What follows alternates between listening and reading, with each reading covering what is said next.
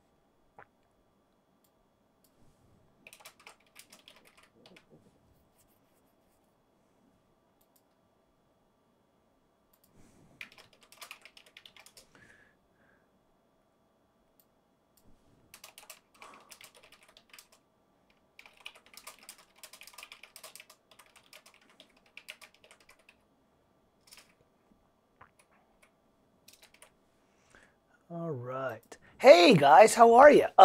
Let's do a quick check. Can you just check and make sure I've got some mic signal? And I got Matt. Hey Todd, what's happening? Yeah, I'm doing it right now. I should have just... Did I just change it? Matt and Todd, did I just change the title to 8-bar themes?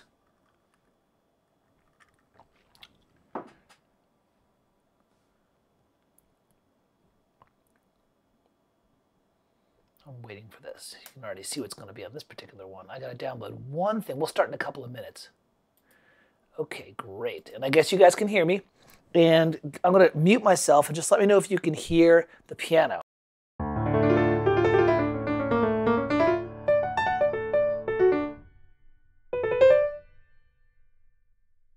Okay. And wait, if I do this right, if I click this, we're gonna do a Farkle Friday all about minor ninths. It's just gonna be me and Chillbot arguing. It's gonna be great. You're all gonna want to see it. Did I lose? All right. I did, Chillbot. Thank you. Thank you so much. I lost 32 pounds. I don't know where I lost it from, but I apparently was a tubby Farkle. It was, should call me Tubby Farkle. Give me one sec. I have to quickly dig up one of my, whatchamacallit? I have to dig up one of my scores. We're just gonna talk a little bit about this. Okay. And we'll start about 2 minutes. I'm just kind of getting my last little bit set up. Here we go. Sorry about that. I'm just downloading one thing over here. All right. It's been a busy day. A very good day. Very good week, actually. And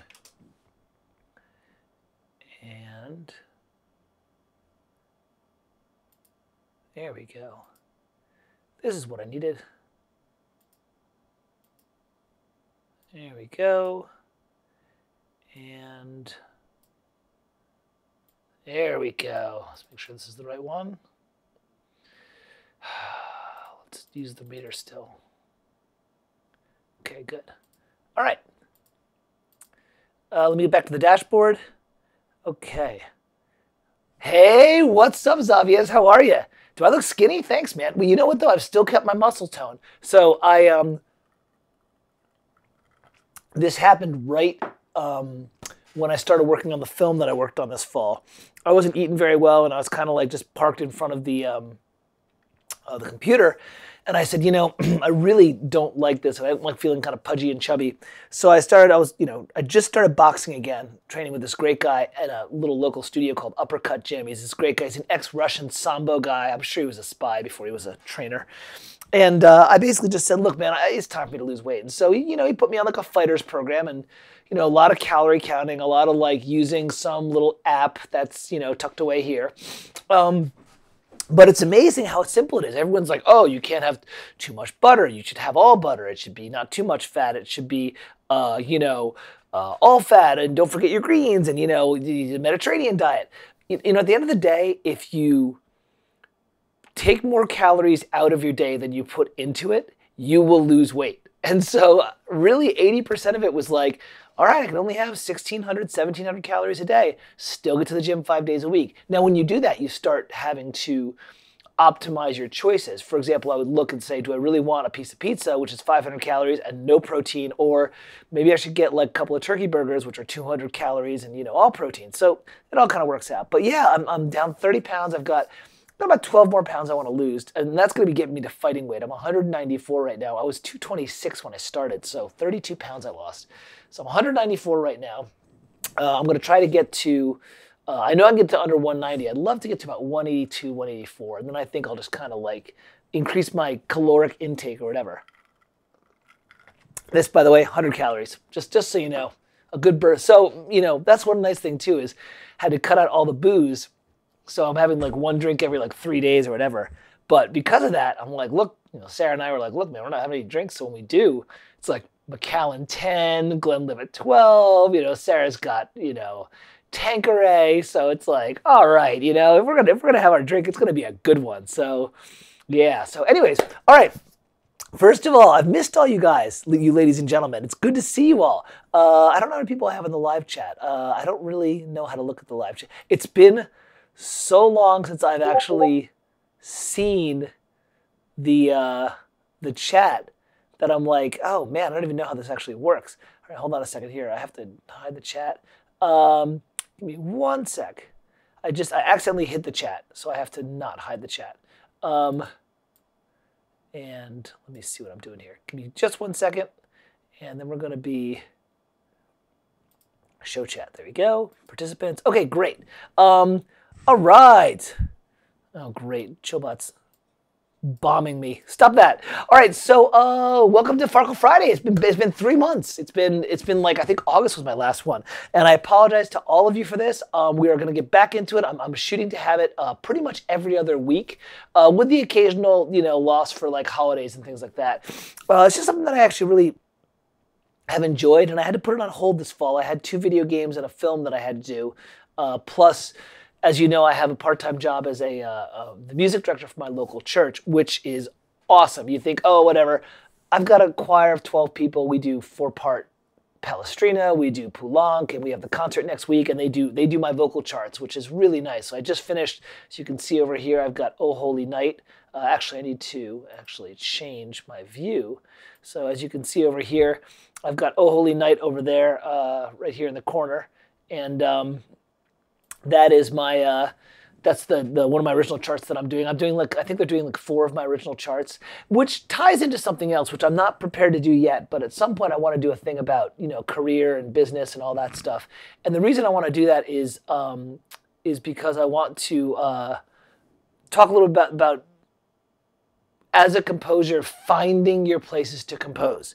And I would have never thought that my little tiny town here outside of Philadelphia would find 12, 13 really talented, very nice musicians who are just fun people who can sing like really legitimately difficult stuff. We've done some Bruckner, we've done some Tchaikovsky, we've done, some Palestrina. This is, 4-part polyphony. And I've just stumbled upon the ability to write for them all. So it's an important thing to wherever you go, find people to write for. All right, you guys stop harassing me here. Oh boy, Chillbot's all on a thing. All right, so that's not the point of today. Today, the point is going to be writing an 8-bar theme. And the reason why I kind of just jumped on this was because when I scored the film, which is this kind of low-budget psychological thriller, hey, what's up, Dave? How you doing? That's right, man. Pudgy Farkle right here. Pudgy Farkle, Pudgy Farkle. When I scored the film, which was by this director, this company's called Fire Breathing Films, and this is a really great little company out in LA. And when I talked to the director, there comes a point where you basically just have to say to yourself, I have to just be myself. You have to do what your instincts tell you are correct for the film, what your instincts are correct for the tone and the vocabulary. And I went to the director and I said, look, if you're going to hire me, it's going to be Jerry Goldsmith, Bernard Herrmann. It's going to be thematic. It's going to be harmonic. I'm not going to be doing lots of sound design. I don't do that well. I'm not good at that. And the director, oh, it's great because he's about my age and he grew up on that stuff. And so I was like, great. Well, now I have to write the great theme. So when I started thinking about that, I started thinking about how do you write a great 8-bar theme and a great, structure that allows you to state a theme and then restate it throughout the project and have it still be fresh, but have it also still be connecting. And then I started thinking more of that. You start to think of these great video game themes. And the ones that, how many times have you heard a person say, oh man, I hear that theme and I just remember being in high school, playing in my parents' basement, or playing in my own base, playing Zelda or playing Metroid. And it's like, man, a good theme, it can pull you back in space. It can pull you back in time. It can put you in a location. And so I started thinking, I started researching all that stuff. So long and short is, when I finished up the film a couple weeks ago, and I kind of came up for air, I was like, I gotta do Farkle Friday, but my template's all messed up because I switched over to Hollywood Strings, and I had to put something together very quickly, and blah, blah, blah. So I thought, you know what? Let's talk about all the stuff that I did with the themes, and like, let's think about how you can build a great theme, and about how, I need a notepad, yeah. How you can not only write a great theme, but write a theme that actually has the functionality that you need for your project, for your game, or for your film. So, writing the 8-bar theme. So how does this work for everybody? So is this good? Is this what you want to do? We're going to do this? We can also just drink, because look, man, I've been doing 15-hour days for the last 2 weeks, so I'm like, and I gotta play a mass at 7 o'clock tonight, so I could just get lit if you guys want. With all this weight I've lost, like 2 or 3 of these things, and I'll be just a basket case. So, all right, let me check here. Check and make sure the chat window's still going. I'm checking to make sure my thing is good. And how's the volume for the piano?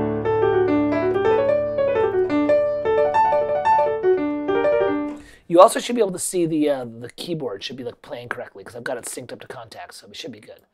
All right, great.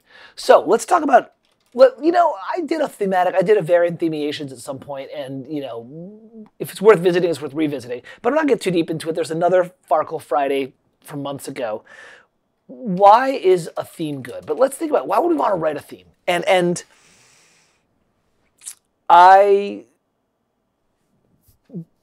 when I write themes, I write them from a musical keyboard / orchestral based standpoint. What I mean by that is I don't do a lot of sound design. There's big arguments that, sound design is a theme, if the Joker's theme is a theme. I get it, I totally get it. But if you go back and look at my variant themiations, I talk about why the way I write a theme is the way I'm kind of communicating right now. And I love sound design. I'm doing sound design for a small mobile game right now, so it's great. But when I write music, my view of music is based upon traditional orchestration and arranging. So, oh God, piano needs a little boost at 2700 hertz. Thanks, Xavier. It's just what I needed. So there you go. My God, I haven't even started talking or the lecture. I'm already halfway through my beverage. It's a good thing I brought extra Coca-Cola because I'm gonna, or in this case, Diet Coke, just for the taste of it. Anybody's old enough to remember that, Chillbot. So why is a theme good? Meaning, what can we expect from a theme? And I'm going to put it as an audience member, okay?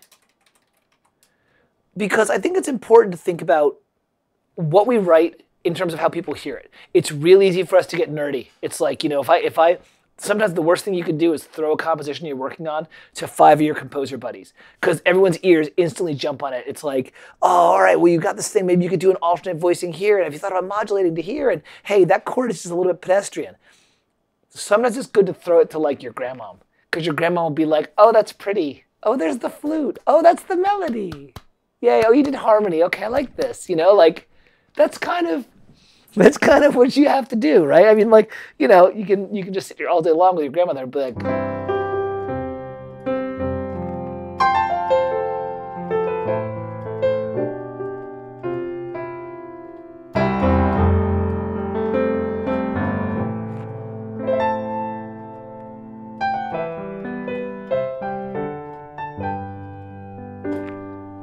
now, the theorist in me is like wincing because I'm like, oh my God, that's like level 1 theory, like freshman diatonic.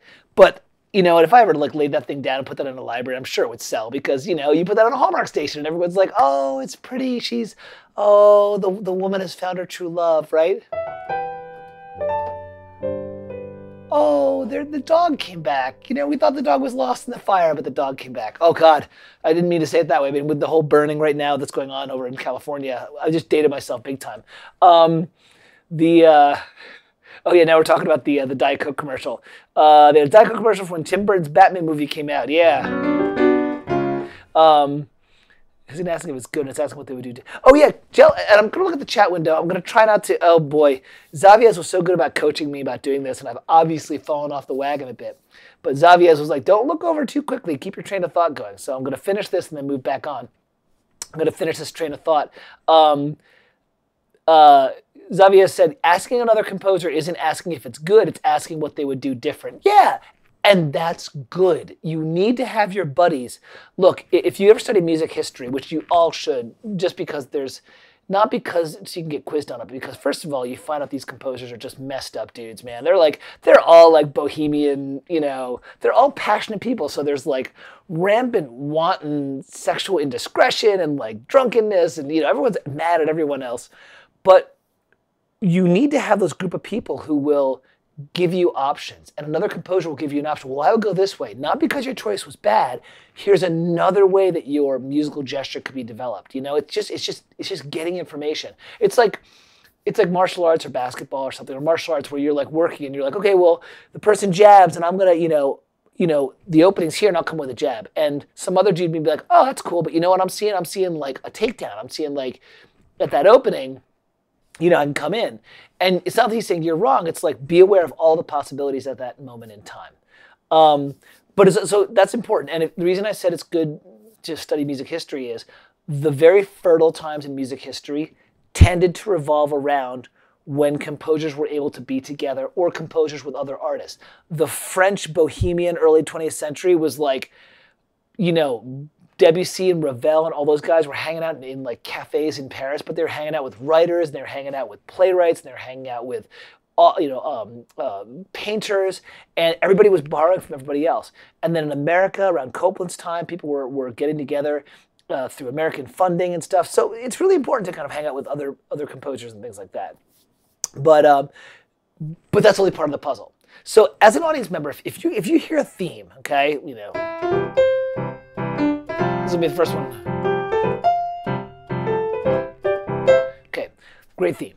If it's not a great theme, then just hang up because I don't want to talk to you. If you don't think it's a great theme, then we need to go. We need to go outside. We need to talk. What can we expect from a theme?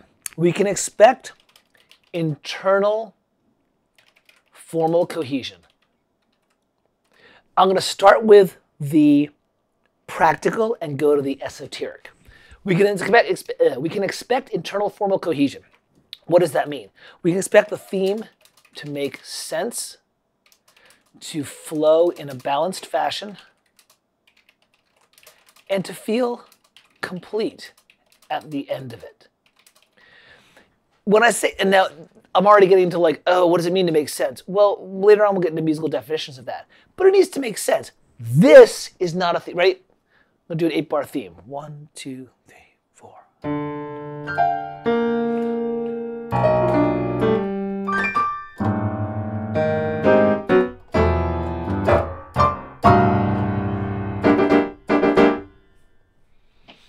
That was 8 bars. I mean, I think it was 8 bars. I kind of lost it. I wasn't a theme, right? There's no sense. There's no cohesion. I was just doing gestures. You know, just doing a little. And by the way, this is why you'll see a lot of times when people are trying to fake Hollywood stuff. Oh, I'm doing the big Horner sound. And it doesn't feel like, it's like just like a bunch of like, oh, yeah, there's that cool moment you had. And oh, that's that thing. Yeah, it kind of sounds like the thing from Hoth. But at the end, the music is just forgettable. It's because you haven't created any cohesion. You're just creating these gestures. And, you know, yeah, this modern academic music, believe me, I was like, don't get me on the modern academic thing. I dropped out of a PhD program because it was awful. So let's talk about what could make sense. What could make sense is when shapes reappear.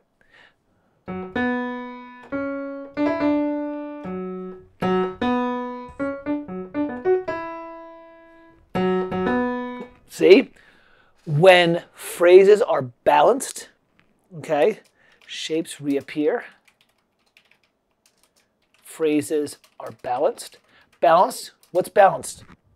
Half and half, 1, 2. Phrases of 2 bars, 4 bars, and 8 bars. Everyone's always like, why is everything have to be 2 bars and 4 bars and 8 bars? And there's always exceptions. There's like, you know, I've written themes that are 9 bars. It all depends. You know, there's a lot of jazz things where the themes are 8 bars, and there's like a 2-bar turnaround, stuff like that. But balanced means as much before as there is after. And that feels really, really good. Oh, I can't see your notepad, by the way. I am so sorry. Thank you for reminding me of that. Yes, normally I've shown, you know what? I have 2 viewpoints and I forgot to switch it. I'm sorry, let me switch. Thank you. Keep on reminding me on the chat. Give me a sec to switch it. Again, I haven't done this in 3 months. I've forgotten it. There we go. There we go. Look at that, how sexy that is. Okay. So to flow in a balanced fashion, we'll get to that in a bit. And to feel complete at the end of it. Feel complete. The term is cadential feel, but it feels harmonically rested. Okay? Harmonically rested means you started somewhere, you've left and gone to a different harmonic area, and then you've returned. Okay? Oh yeah, that artist from DeviantArt. I mean, it's just great. I'm constantly throwing good art onto my screen just to kind of like get excited. So let's go back to the 4th theme because it's just one of the best themes ever. Or actually, no.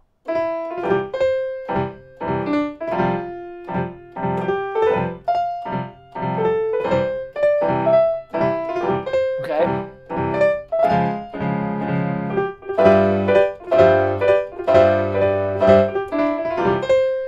Do you see how that phrase feels like it's balanced? Everything is kind of in a 2-bar phrase, and when it's done, it feels like you can harmonically rest and return to the opening key. The 4th theme is an even better example.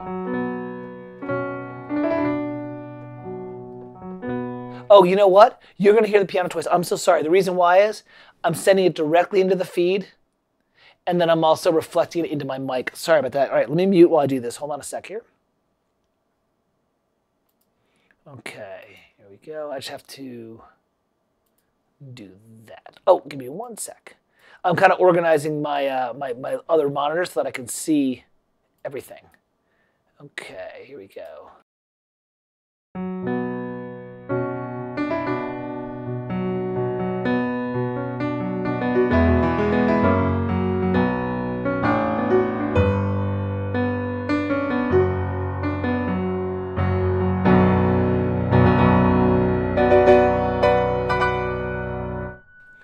Okay, so you all can see how that had a sense of completion, okay?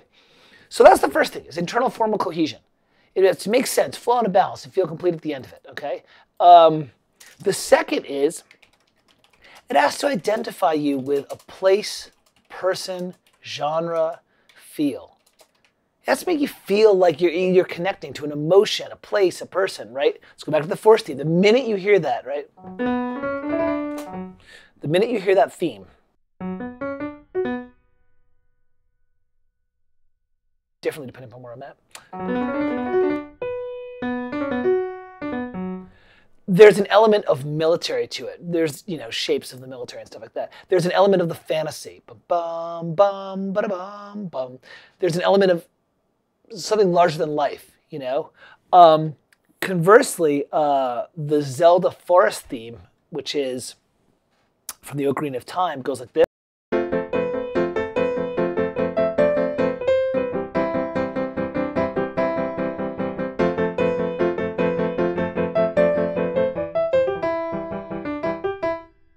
That right there has an element of flightiness, an element of whimsy, an element of, and the orchestration carries into it as well. You're feeling like you're in some kind of like not too threatening, fun little area where you can frolic and romp. Boom, you're in a forest, okay? And the final thing you can expect from a theme as an audience member is that it can show up throughout your project. And I'm putting your project because it could be an album, it could be a game, it could be a film. Your project able to be, and I say this in Farkle in variant themiations, plastic, morphable, changeable, but still relatable. no matter how many ways you do the force theme, when you hear that, okay, and you know what, let's get in trouble with the YouTube ads and let's start, doing this. No matter how many times you hear the force theme, okay, let me find a new hope here. Battle of Yavin. Let me find the spot.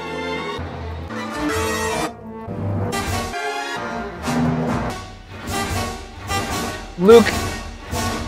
All right, everyone, y'all can hear this, right? You guys can hear. Let me just check and see, okay? Yeah.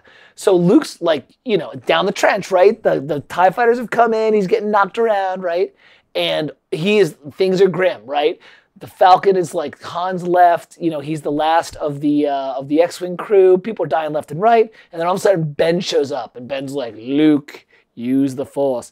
And in a very varied context, the Force theme comes in. It's in high strings, in a celestial thing. There's like shimmering stuff. But when you hear it, you're instantly transported back because the theme is so, to quote Gilbert Godfrey, it's so strong. The theme is so strong. So let's take a listen.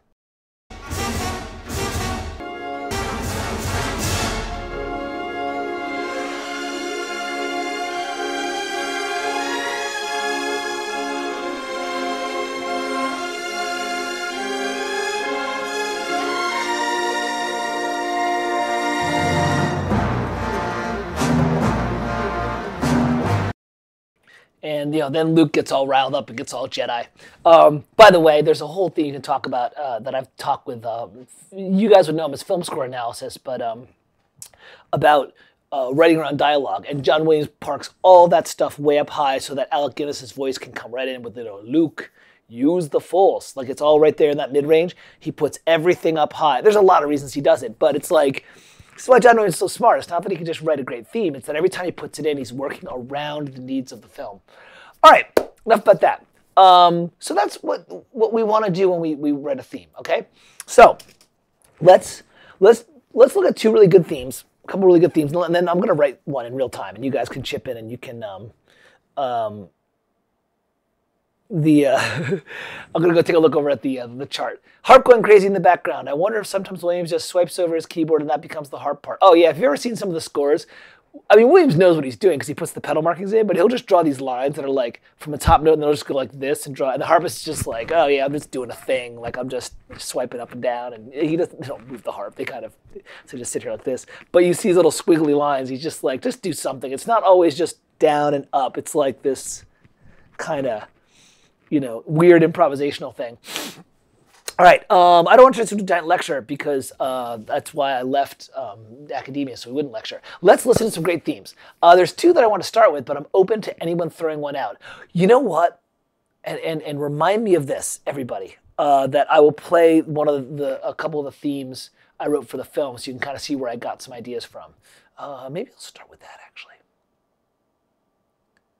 Yeah, you know what? I'll start with that. I'll start throwing stuff out. I apologize. I'm very happy with the writing I did for the film. I'm not very happy with the production. It was what it was. Like, I just got Hollywood strings. I was still learning it. Ask Blakis. I'm like, my mixing isn't great yet. And I'd also just gotten Berlin woodwinds, like, at some point during the project and kind of swapped it over. And the mix is okay. It helps having really good samples, but as you can see here, I've got my little copy of Digital Performer that I picked up when Sonar went ass over tail about 2 weeks ago.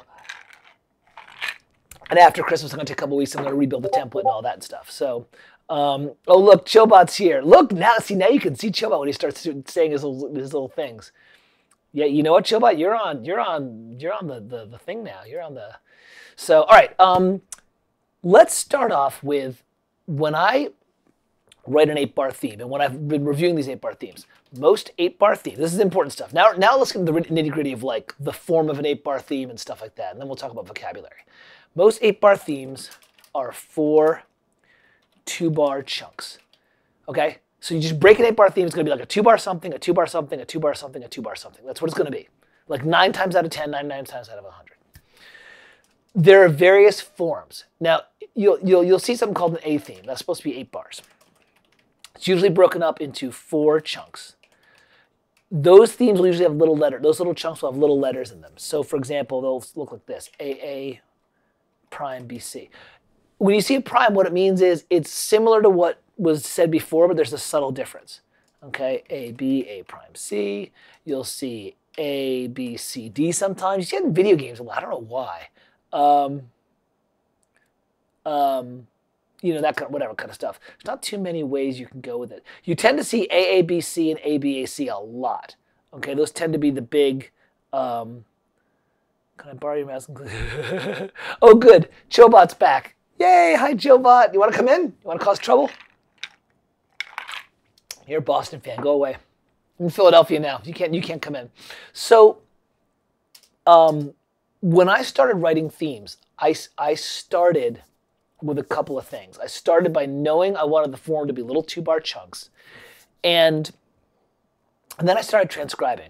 Now, I'm going to be nice to myself. I'm going to play you my theme, and then I'm going to play the theme that I transcribed. Because I play the theme that I transcribed, and then I play my theme, you're going to be like, dude, you had zero originality. You totally ripped off this composer. And I'm like, oh yeah, I did. But I want you at least to be like listening to it with untainted ears and be like, all right, that was pretty cool. And then I could show you how it's basically a second-rate imitation of something else. And it's better for me to jump in and have you listen to some stuff than me to talk about the form. The form will come when you hear this thing. Okay? So basically imagine each of these 2-bar things as an idea. Like a little shape, a little gesture, a little harmonic progression, and then you file that away. So I'll start by having you listen to this, okay? So this is one of the 2 cues. I wrote 3 or 4 themes for this film, which was kind of a psychological thriller, body heat, Basic Instinct, blended with Vertigo. The guy was a big fan of Bernard, and this is a dream gig. He's like, I love Bernard Herrmann, I love Vertigo, I love Basic. So I'm like, you want me to write Jerry Goldsmith and Bernard Herrmann? I'm like, this is like the greatest job ever. All right, let me find this thing here. This film is, I don't know what the name of the film is. The working title is Blood Brothers, but it might be called Mind Games. It might be called Mind Heist. It depends upon what the distributor says. All right, everyone can still hear me, right? All right, give me a sec to dig this out here. Okay. Finalize music and vids for approval. So here's Q1 title credits. Yeah, this is the main theme, and it's for you because everybody has to know what sample libraries you're using. This is Spitfire Percussion. It is Hollywood Strings Diamond. The main mics and the close mics. The main mics, I believe, are the Decca mic, whatever the Deccas are, which I believe is the main. So it's Spitfire, main mics and mid mics, or main mics and close mics, Decca and close of Hollywood Strings Diamond, Berlin Woodwinds Vintage or Legacy, whatever you want to call it, and the brass is you can't get the brass anymore. It's Dan Dean. It's kind of out of print. Oh no, and Symphonia. I mean, the Symphonia is all over the place in here. So here it is.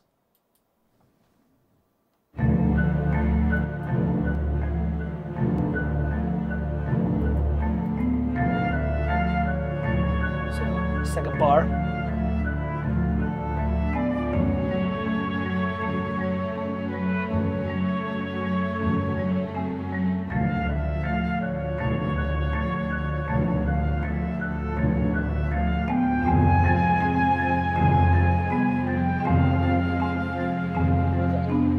So there's the 8-bar theme. That form is an A, B, A prime, C. Because you can hear it goes ba-da-da-da, ba-da-da-da-da-da-da. And then that B section is basically just the note dying out and just a little bit of figuration. Then it comes back. The first 2 bars come back again. Ba-da-da-da, ba-da-da-da-da-da-da. The ABAC tends to work very well like that. Oh yeah, Matt, don't shame me yet, because you're all about to laugh so hard. So you can see that when you think about an ABAC theme, the best way to think about it is to do the A chunk. That's going to naturally drive to a new harmonic area for the B, right? Then when you restate the A, change the line a little bit just to drive it into a new harmonic area, and that'll get you to the C section. Okay, so this is the way I thought about it. So I'll play it one more time. And you can hear the theme is balanced because once I'm done with the 8 bars, I state it again. Okay? Get some more beverage.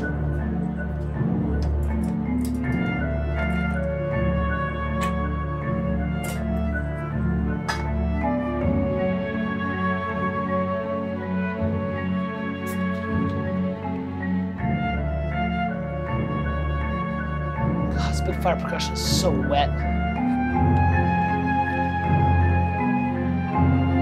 This is regular Diet Coke.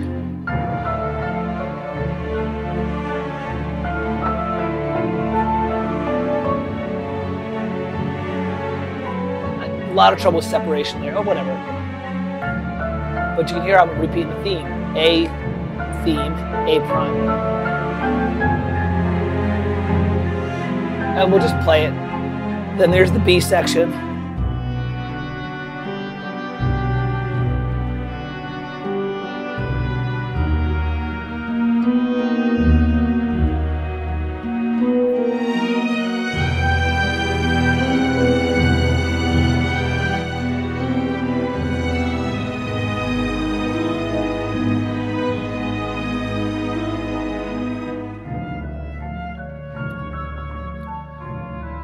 Now, ordinarily I would do the whole theme again, but the title credits were done. So, you know, I just got kind of like, those are the title credits right there.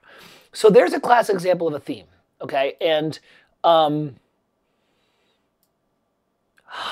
wonder how close it is. Let's take a look. Chobot just said what he thinks it is.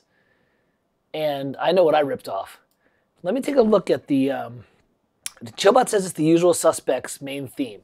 Let me boot up Spotify and see. I know what I ripped off. I'll tell you what, let's play what Chobot's guess was. John Ottman, here we go. Main theme, Chobot, I'll do that. Here we go. Here's the main theme of it. Let's see how close. This would be an unintentional rip if I did, but this will tie into a good point.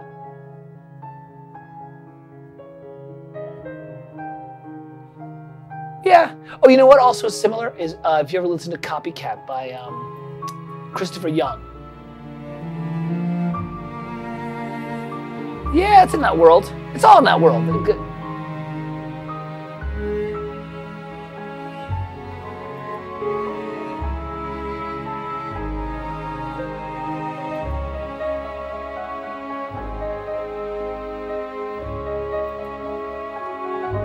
It's a great theme, man.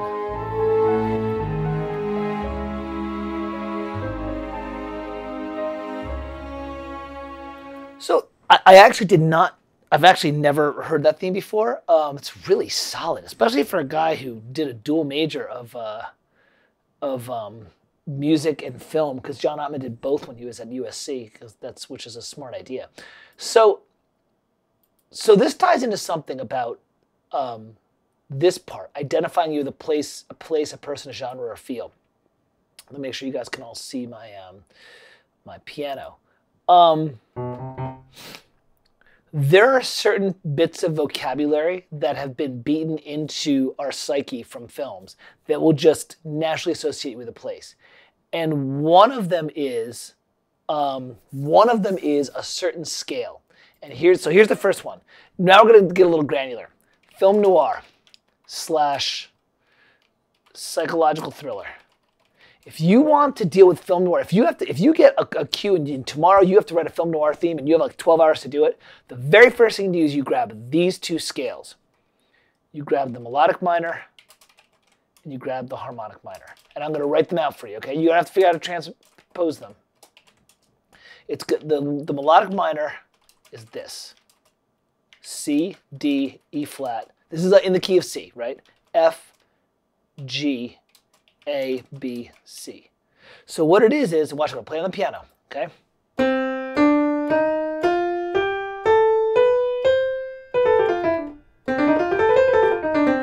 Okay? That is the melodic minor.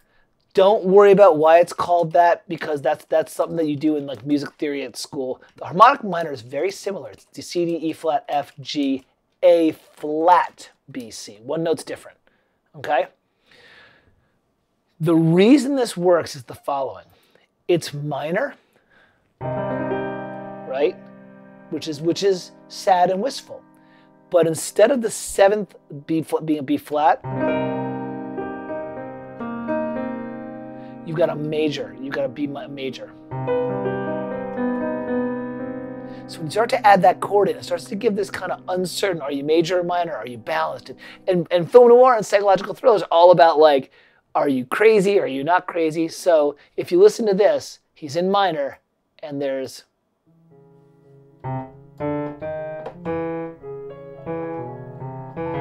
he's in C sharp minor. Okay.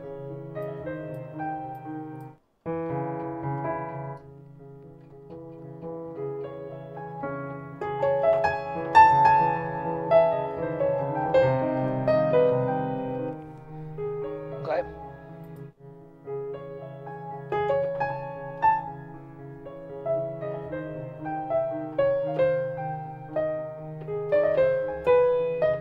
So you can hear, but I'm just playing the usual suspects bit. He's got this minor thing.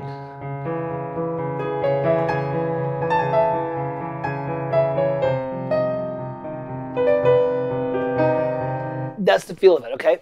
That gets you in that world of psychological thriller. The other reason that's kind of cool is you see how there's like this kind of half step between the B and the C? You can't do that. Actually, you can. That half step, sorry, I'm just pulling the keyboard pedal. The half step of that allows you to kind of harmonically move a half step. So you'll see a lot of these motions where you're in C, right?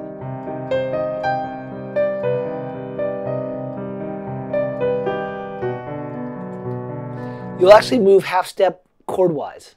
You know what I mean? And so that's part of the cool thing about using this particular scale. When you move to the half step down, you're in a new key. You're not thinking about the key in C anymore. That's about film. You just move to a new key area.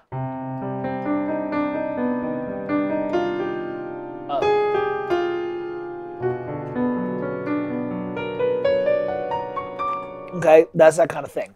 So, just to talk a little bit about when you write a theme, the first thing you start to do is you start to think about your vocabulary. I love film noirs. I've transcribed several of the big ones, and they all use some combination of this kind of thing, this melodic minor. The vertigo. That chord is directly from these two scales. Okay. There's one other that I used to do. Fahrenheit 451 by Bernard Herrmann. They all use that stuff. Okay, now, here's the one that I ripped off. I'm going to play mine one more time, and then I'm going to play the one that I ripped off, so you guys can really laugh at me.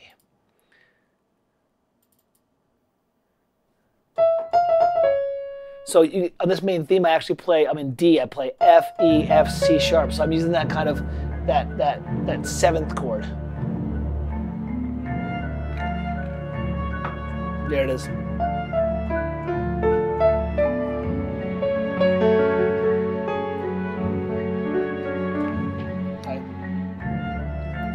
Okay, you guys ready? I'm gonna hide it so you guys can't see it. I told you, man, I am, here we go. Here's the score I ripped off. Matthias is he's gonna be like, yeah, that's, of course, that's it. You ripped it off.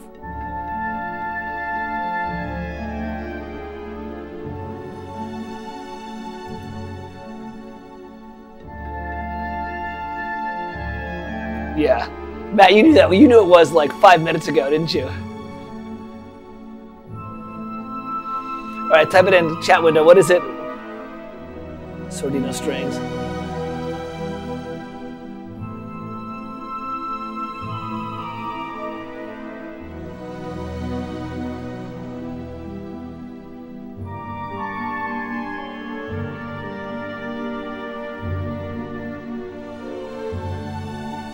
So that's that one. Drag it over, you guys can see.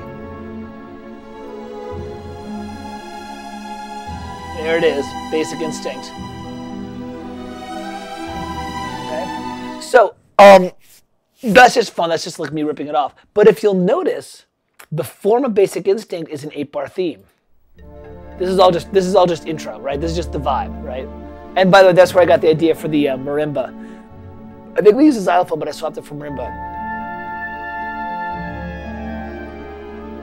Third bar, the note just dies out, see? And here's the A again. 6, 7, go to a new key. Here's the C, so it's an A, B, A, C. And then there's the second chunk. He made a 16-bar theme.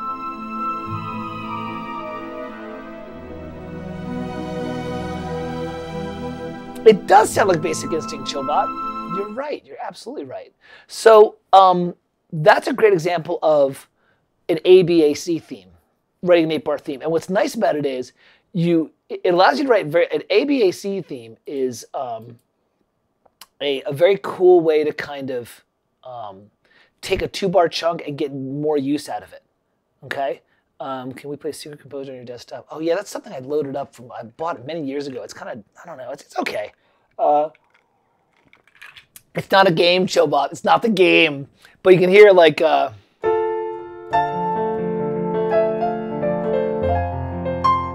Right. Well, you can kind of just when you have an ABAC structure. One of them is called a sentence. One of them is called a period. I think AABC is a sentence, so this is a period. You're allowed to kind of, it allows you to take that 2-bar chunk you played with and move it to a new area. So that's one of the themes that I did. And you can hear I'm using that ABAC structure. And if you pick a 2-bar chunk of a structure and you pick a vocabulary, then you can usually get an 8-bar theme pretty quickly. Made a note that I wanted to ask about the Secret Composer. It's my ghostwriting. No, it's this old application that I bought many years ago. It's by a TV composer, and he talks about how to. You can still buy it. It's like $50 or something like that. It's how you can write quickly and generate a genre or an emotion or a style. And so it's a lot of talking about this kind of stuff, about like different modes you can use, different scales, different orchestration techniques. You know, if you use this, it's going to summon a military idea. It's useful. I haven't used it a lot recently, so I should give it to Chillbot for one of those times when he has to write 15 cues in a day and he's only at number 12. He's like, I don't know what to write. I'm like, boot up Secret Composer. It will tell you. So everyone say hi to Katie. Hi, Katie. I'm moving, but you can't see it. Oh, now I can see a little arm there. All right, let's look at my second theme that I wrote, and then let's go have some fun with. So the second one that I wrote is the Passion theme, and this was done. I'm sorry, this one is done with Note Performer, so it's a little bit, you know, little ghetto. You know what? I'll actually bring up the Sibelius score, okay? So you guys can actually see it. This one shows up in the film as well. I'll see if I can dig it around somewhere, but you can at least see. There we go. So this one is the Passion theme, and this one was ripped off from. Well, this one's really ripped off. I'll play it me first, and then then I'll show you where I ripped it off from. And let me just kind of view. I think I'm in panoramic view, yeah. So here it is.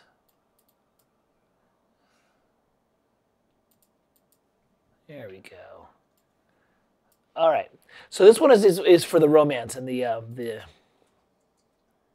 oh. Sorry, those are my notes. Those are my notes. Those are my EIS notes about like ideas and things like that to play with. All right, here we go. Here it is in all of its splendor and glory. You know what? I am going to view it as a panorama so you actually can see.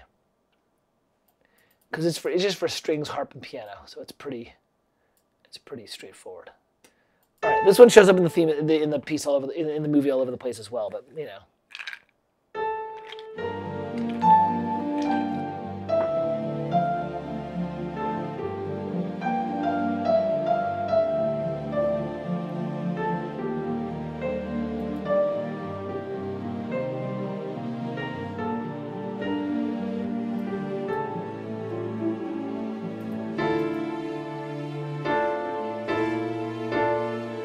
Sorry. Shoot. Let me stop that. The piano sketch is speaking and it shouldn't be. Don't speak. Don't say words. There we go. Oh,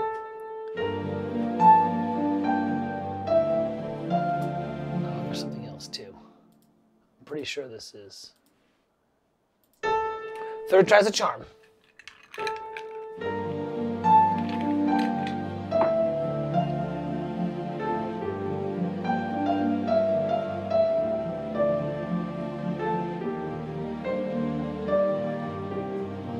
I know, Denise Hughes would have something to say about Catherine being in this room, wouldn't she? Yeah. So you guys will never hire me now, I guess.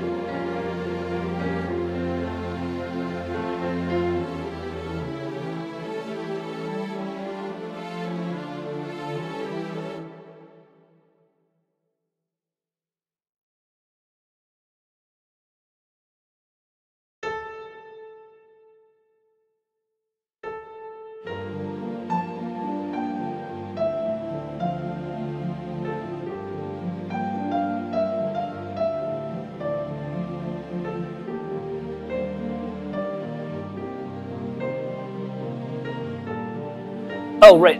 My voice is gone. Sorry, I had muted myself. All right. So, let's focus on this part because it's my 8-bar theme. Now, compared to the first one that I did, which was an ABAC, this one is the other one. It's an AABC. So this first 2-bar phrase, ba da da da da da, ba da da da da. This chunk here is a variation of this. Okay. So if you listen. And you can kind of tell it's an AA prime because the harmonies are the same for both those bars. So it's like G in a kind of Dorian thing to a D in Aeolian, back to a G in Dorian, back to a D in Aeolian. So here's the A section, the little A, right? 2, and then this is, it's a variation because you can see the shape is the same. See how now here this is the B section, moving to different harmonic areas. And then the C section, which is usually kind of a completion of the idea. We're in the, and then go, da, da. I mean, I put an interlude in, but. So that's the other type of theme you can do. And that's me using that theme. Let me check there's been a bunch of rolls in the chat thing.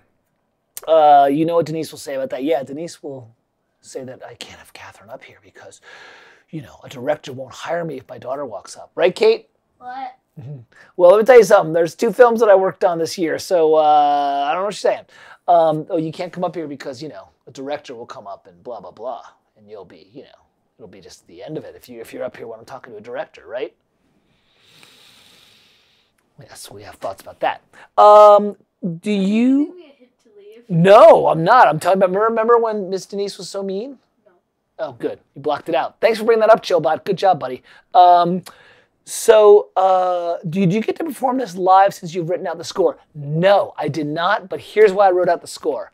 Because I needed to see what I was doing. I couldn't play this in and get all of these little internal motions that I wanted. I wanted the voicings to be correct. I wanted the spacings to work. Whenever possible, I sketch out in Sibelius, even if it's just... like here's my opening where I just wrote a bunch of licks out that I was working on for the film. Just 2 staves, just getting ideas out. Generating ideas, gathering materials. Like here's a lick that I did that's using the chase music, or the detective.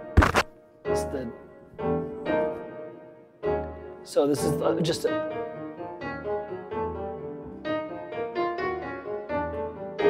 That's just a little thing that I did. And like even when I did cues, like here's some cues that I did.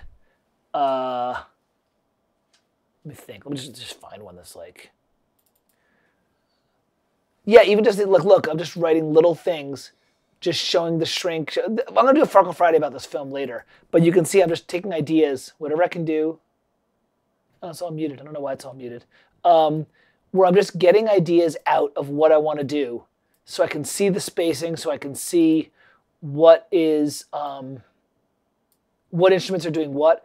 English horn, there's my English horn Chillbot, there you go, etc., etc. So that's kind of why I write that way. I'm always going to need pencil and paper or Sibelius. I'm not good enough to be able to write right into the DAW. I need to have that. I need to see it. Do I mostly use single notes in the end of bar before the actual melody should start in order to make a simple transition? like a jump into the actual theme. Let me reread that real fast. This is just me again, but this is me and how I do it. So let me read and let me pour myself a beverage while I read. Do you mostly use single notes in the end of the bar before the actual melody? You mean right here at bar, right for rehearsal A, this part, in order to make a simple transition? I'm going to say that phrase that you hate, which is, it depends. But what I mean is this.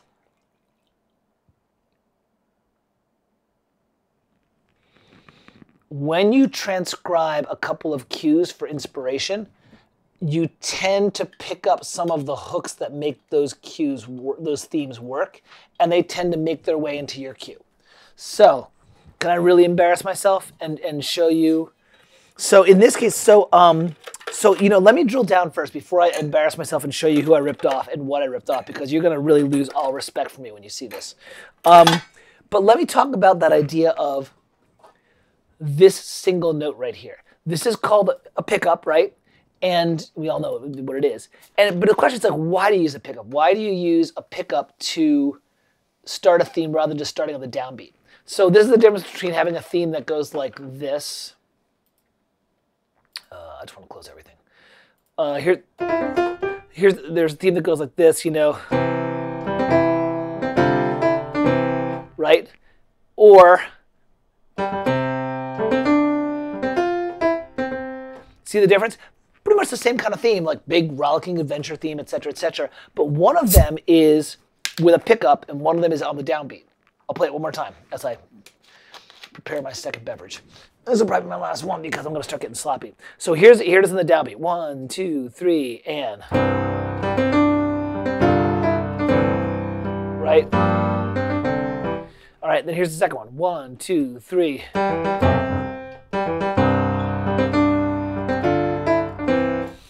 Subtle difference. You assumed you had any respect for you. In my world, the way I think about it is, if I put that upbeat, if I put that kind of that leading note in, the anacrusis or the upbeat note, to me it makes the theme feel more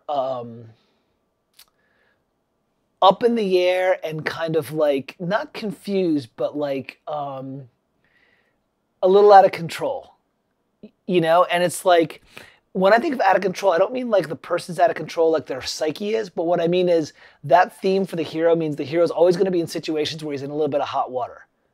And the only reason why I say that is because I think of Indiana Jones. 1, 3. It starts off with that little upbeat, that little single note. And if you think about an Indiana Jones movie, he's never stable in terms of his situation. He's always off balance. The Ark's always been kidnapped. He's always under fire from the Nazis. He never has his equipment. He's always trapped somewhere. And I always think of it like that, like the same thing with Galaxy Quest. No, not Galaxy Quest. What is it, Sequest? There's one of these that's like, is it boom? Dun, dun? I don't know. I'm thinking of another one right now. But the long and short is when I do that extra note beforehand, it always makes me feel like that theme is a little bit more up in the air, a little bit more out of control. And that makes it a bit more interesting. So in this case, the woman that the passion theme was written for, you find out in the movie that her passion is a little bit dangerous. Her passion is a little bit out of control. Like she's doing things that she shouldn't be doing to. So I had this.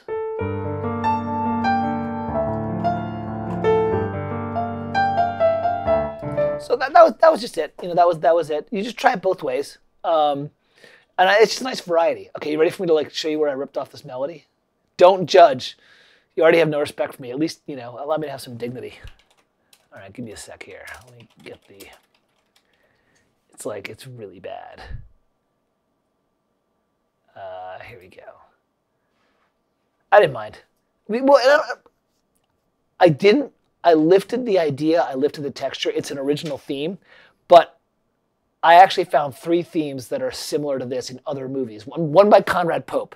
So once again, the vocabulary, when you run right some theme like this, you have this kind of vocabulary. So I was like, look, this is close, but it's not the same, and it's what the film needs. So here it is.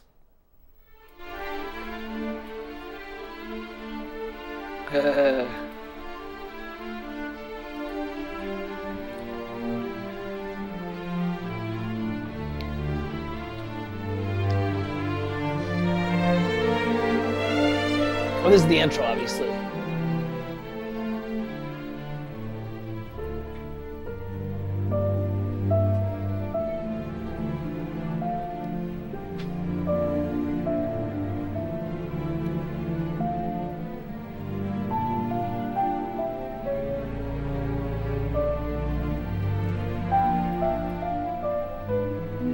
Of course, the person who ripped it off from it has infinitely better harmonic language than me, so his stuff is just much smoother. Just a poor hack.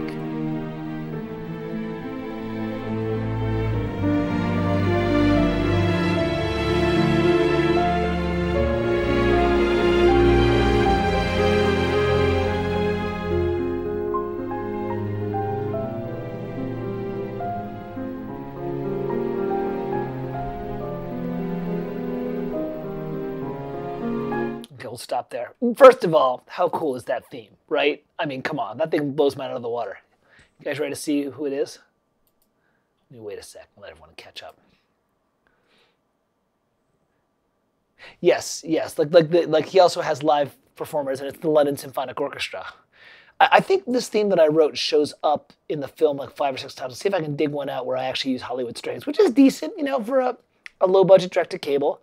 The film was fun. I liked the film. I liked the characters. There's some fun scenarios I got to write for. So here's what it is. It's John Williams' Minority Report.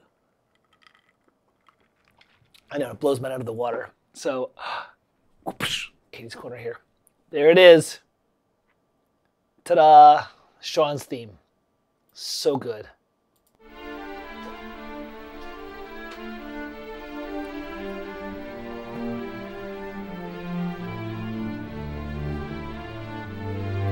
Oh, everyone says hi.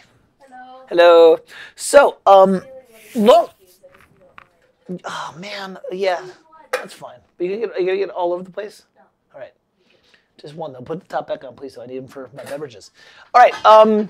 So long and short is there's a great example of why is my mic like clipping all of a sudden? It's funny. Look, I just lean over here and all of a sudden it gets really, really hot. I'm sorry about that. I have a limiter on it and I have a noise reduction, but for some reason it's just being very hot today. So you guys can hear that I shamelessly ripped off those ideas. You know, like I put my own theme on it, but I was, you know, I actually transcribed out some of the voicings and was like, oh, okay, which is another reason someone was asking, like, why did you write it out? I'm like, well, I transcribed it. So if you transcribe it, you're 80% of the way there. I mean, it was already written out, you know, on paper. And I'm like, well, I can just lift it, the voicings and stuff, which are, by the way, you know, if you want to learn John Williams, you know, stuff, it was like, oh, John Williams is so amazing and stuff. A lot of his voicings, especially for like his craft, you know, when he has to craft stuff, is like straight jazz voicings. Like that was, the voicings for that one was, that is a textbook 4-part minor 7th chord jazz voicing. All right? Right? I mean, those are literally his voicings and that I lifted them directly. So, lest you think that like, you know, certain genres of jazz may irritate you, but the language of jazz, if you want to write in any sort of style that evokes Alan Silvestri, James Horner, Jerry Goldsmith, or John Williams, you should just study jazz. Like, you should study the vocabulary of jazz and then put it onto yourself. I mean, I've lost count of the times I've done things that are like basic jazz exercises. And then I went back and transcribed it To Kill a Mockingbird by Elmer Bernstein, and I heard that, and I was like, oh my God, that's like a drill that you do, you know? But it works. It works really well. So, so those are the two types of themes that, the two ways you can build an 8-bar theme. And you can kind of hear in both ways how if you start with a 2-bar chunk and you build off it, you can actually create a really compelling thing that identifies you the place, it feels harmonically rested, the phrases are balanced, has internal formal cohesion, blah, blah, blah.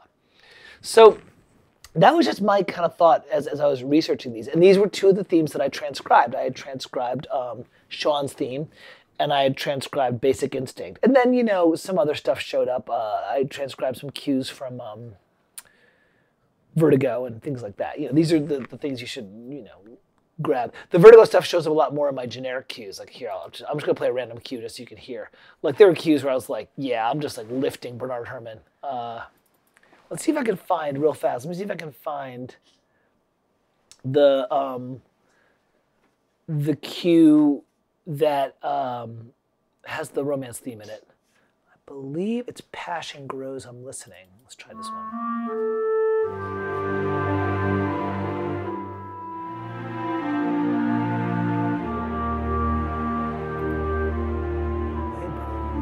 So this is a variation of the theme. Probably about half an hour.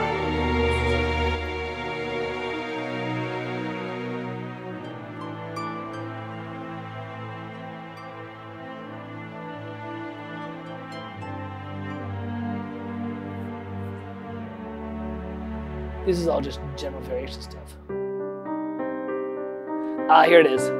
So here's the theme, right? In a variation.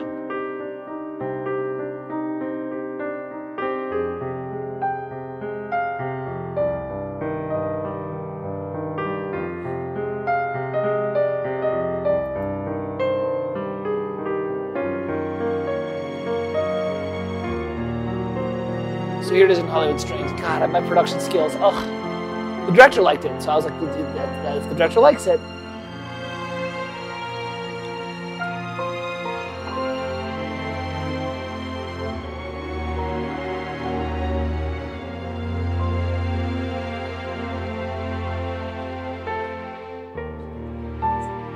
Yeah, I'm a little bit hit that. We'll see. We'll try. Yeah, I'll look to it pretty soon, actually. So that's an example of that. So there it is with actual Hollywood Strings, which I still don't make sound good. God, that's on my list of 2018. Thanks, buddy. My daughter likes it. I like the music a lot. Yes, no, Hollywood Strings. I've been reading the manual and I've been building stuff. I got it in August and I started the film in September and it was just white heat. It was just like, just write it, you know, and it was just like, and I had a separate template that I built from the video game that I was working on, so I was jumping back and forth, and it was just one of those things where I was like, I have 8 weeks to get this film done, and it was like 50 minutes of music, and I was just like, just do it. And I was working on a video game as well, 2 video games actually, so. That's all right though. That's, you know what, that's why I'm showing that to you right now, but I'm not worried about it because I know what I want to work on in the next couple of weeks. Did my instrumentation come from Sean's theme, or did I have my own reasons why I did harp, piano, and strings? I knew I wanted harp, piano, and strings, and I think it was a little bit of a chicken and the egg. I started writing out the colors that I wanted. I didn't want brass. I wanted it to be string heavy. Yeah, well, I learned it in a month, but I had Hollywood Gold way back when, so I kind of have already redone this. And plus, I've done MIDI orchestration for a lot. It's just more of a new library than like me not understanding how MIDI works. I don't mean to be like, oh, you know, but I've done this many times. It's just Hollywood Strings is the newest library I've used. So it'll probably take me a month or two to kind of get the feel of it. But we'll see. You know, we'll see. All right, so back to your point about the strings and the harp and I had made a list of colors that I wanted. I did not want brass. Even though some Goldsmith stuff has brass in it, and there's brass that shows up here and there, I layered some phobia in for some stuff. But I knew I wanted the core to be strings. I knew that I wanted a couple of critical woodwinds, flute and English horn and oboe, because they're very delicate. And I knew I wanted some lighter percussion. I didn't want timpani or snare. And so I started making a list of percussion. And I was like, well, I don't want xylophone because Goldsmith uses xylophone. Well, I'll use marimba because that's kind of a take on it. And then I was like, well, I've got piano, but I need something when the piano needs to be not as pingy. And the harp showed up. So when you start to make those orchestral decisions about the emotions that you want, it starts to drill it down. And then it got reinforced when I was transcribing. I was just going through. I have a bunch of playlists on Spotify that are like film noir films, high fantasy films, Star Wars, or you know, space opera films, and I'm constantly listening to them just to get the vocabulary. And I was listening to film noir, which Minority Report is on there, and Sean's theme showed up, and it was like 90% of the stuff that I was looking for in terms of the instrumentation. Then I was like, oh, okay, well here's John Williams using a lot of the same colors that I want to use, and he's doing an amazing job. So I just hopped in and kind of did that. Does that kind of make sense?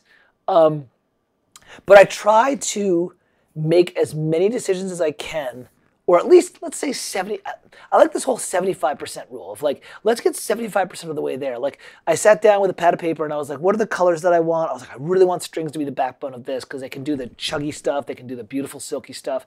Okay, great. God, I need some solo woodwinds because I'm hearing a flute, I'm hearing English. Okay, cool. And then I got to there and I was like, okay, let me stop. I know, and I don't want big brass. I don't need like trumpets, and I don't need, trombones and French horns too much. And then I stopped and I was like, okay, I've got my colors. Like I can add or subtract things as needed. And then as I started to kind of transcribe and listen to some reference materials, then some other stuff came out. Does that kind of make sense in terms of like, I like that idea of not looking, I have buffet fear. I can't look at a Chinese buffet. And to me, starting up a piece of music is like looking at a Chinese buffet, and it's like, I could have the shrimp, I could have the chicken, I could have the chicken and the shrimp, right? It's like, so you have to make decisions as to like, wait, what's the genre, what's the style, what's the color, what's the harmonic materials I'm gonna use? Like just anything that I can do to limit my choices. And I find that when I do that, it's so freeing. It's like, and if you listen, by the way, you listen to like James Horner and John Williams with their big, larger than life adventure stuff, they do the same thing. Their just colors are very robust. If you listen, you're still like, oh yeah, John Williams, he's doing action music. Well, he's going to double the flute with the xylophone. Blam, blam. He does that. Okay. He does this brass stack. Ba-da-da-da. Okay, that's trombones in 3 parts, and the trumpets double it an octave above, and then the tuba and the double bass double it. Like you start to see, it's like he's got his combos that he uses, but his combos tend to be bigger in terms of like they're more octaves. They tend to bring in other. Alan Silvestri's really big about this. I transcribed some Judge Dredd and wrote some cues to balance my template. And I was like, oh, you've got your combos, but your combos are like humongous. It's like flutes and clarinets do this. Trumpets and French horns do this at the same time that strings do this. And you're like, it's very homogenous. It's like everybody's playing, which is awesome because Silvestri is so cool, but I'm not good enough to do that yet. So at this point in time, we have 2 ways we can go. We have 3 ways we can go. I can keep on talking and show you some more cues, which I kind of want to do on a film Farkle Friday. And the reason why is because I wouldn't mind talking a little bit about like how I did some cues and actually show you some of the video clips. And I got to approve it with the director and stuff like that. He'll be fine. I mean, he's so great guy. He's so cool. And his company's really cool. It's just, they're in the middle of shopping for distribution, and I got to make sure it's like, let's say a distributor's like, look, your composer's been showing stuff out. Or I can write a new theme on the fly, which would be a lot of fun. I can look at the Zelda theme. Or we can do Katie's Corner, because Katie sent a picture. We're going to end with Katie's Corner. No matter what, your homework is going to be submit something for next Farkle Friday for Katie's Corner. Do it now. Oh, wait, Catherine wants to do it now. Should we do Katie's Corner now? Do you want to take a break and do Katie's Corner now? Vote. Everyone vote. Everyone vote. And I'll just play random stuff. I'm in a theme mode, but I'm not in like a genre mode today. I was like sitting here, I was like, oh, I'll play some adventure stuff. I'm like, I don't know. I don't know. I'm not feeling like. Oh, Fangor's new. Katie, come on over and explain what Katie's Corner is. We've only done it twice. Okay, we're not doing it. No, you explain it. Katie's Corner is, oh, I know why. Okay. Katie's Corner, so my daughter Katie is a visual artist, and she's very talented, actually. She's actually very talented. This is not me being like, oh, proud daddy. I'm like, no, she's legit. What we do for fun on Farkle Friday every so often is Catherine puts up a picture, Katie's Corner, and everybody for homework writes an 8-bar theme or a phrase or a little nugget of music that is a musical evocation of that, or a theme, or a film score for it. And then the next Farkle Friday, we all just listen to a couple and have a good time. So I'm going to push this up, and everyone can take a look at it. Since it's being taped, I don't need to send it to everybody. So your homework, if you want to, is to write an 8-bar theme. I'm going to have Kate, I'm going to push it up right now. I'm going to take a couple minutes looking at it. Kate's going to describe who it is and what the plot is. And then for next time, if you want, write a little 8-bar theme. It can be as simple as a piano. It can be as fun as like a full orchestral thing. Jay Diggity did a full orchestral mock-up. I think Matt did a light orchestral mock-up, like kind of like well, not light. It was just like he used a smaller palette. It was fun. So here is the Katie's Corner picture right here. There it is. So It's fun. It's, you know, yeah, and my daughter's all into fantasy and sci-fi. We play Dungeons and Dragons. We, you know, she reads The Warriors and all that stuff. So Catherine, describe what's going on here. We've got 4 individuals all facing a giant set of evil demon eyes and 4 crystals. No, I made your little square of the face in the corner. No, look over here on the left. I mean, on one. Well, let's explain it.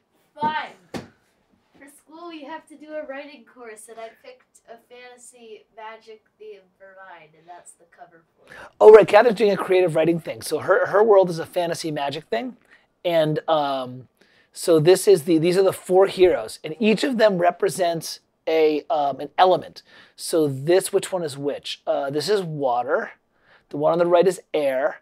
The one on the far left is fire. And the one on the far right is earth.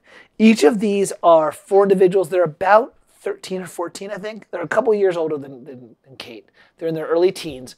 And each of them, in this world, most people can channel magic pretty well. But these ones actually have specific elemental powers that are very powerful. And so they're learning to control it.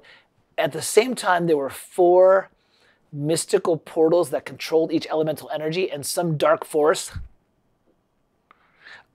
destroyed them. So the elements are kind of running amok, and that's kind of the cataclysm that's happening right now. So they're kind of trying to restore balance of the elemental portals, while at the same time there's some evil force that's trying to keep it, you know, non-distributed.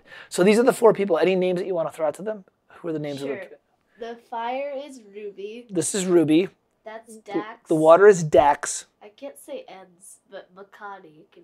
Well, Makani is air. Yep. And then Oliver. And Oliver is Earth. And Catherine researched each of the names. Makani means air, Dax means water, and Oliver means nature. Yeah. And not so each of them derive from a thing. So look, take a look at it.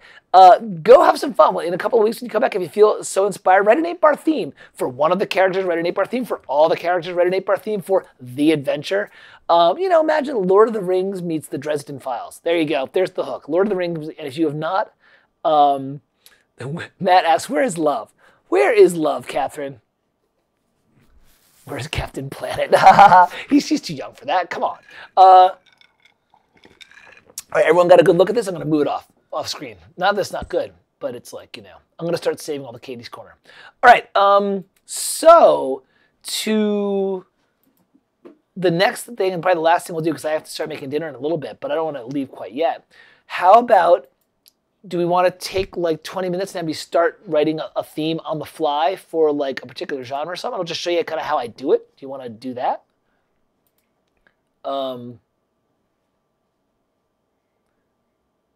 What are people thinking? I'm going to throw this out to the crew. Give me a sec here. I am just checking out.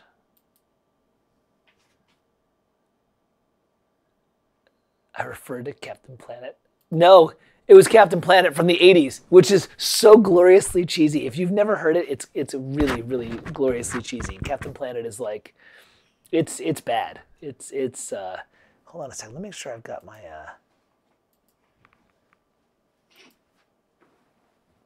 you don't need to do it. I need to add one more thing to this. Oh, I thought I had a limiter that I could add to my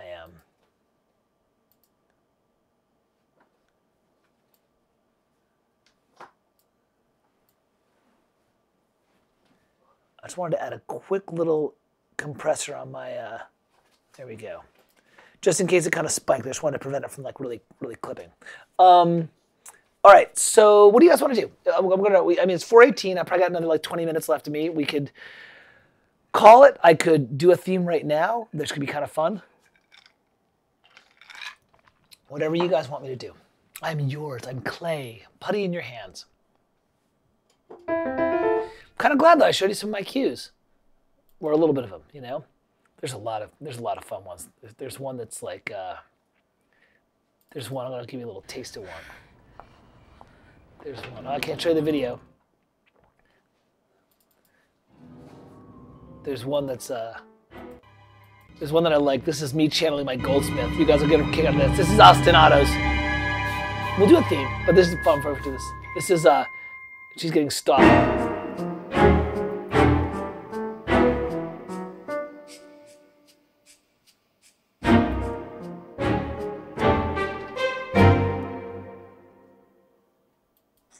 So that's kind of a...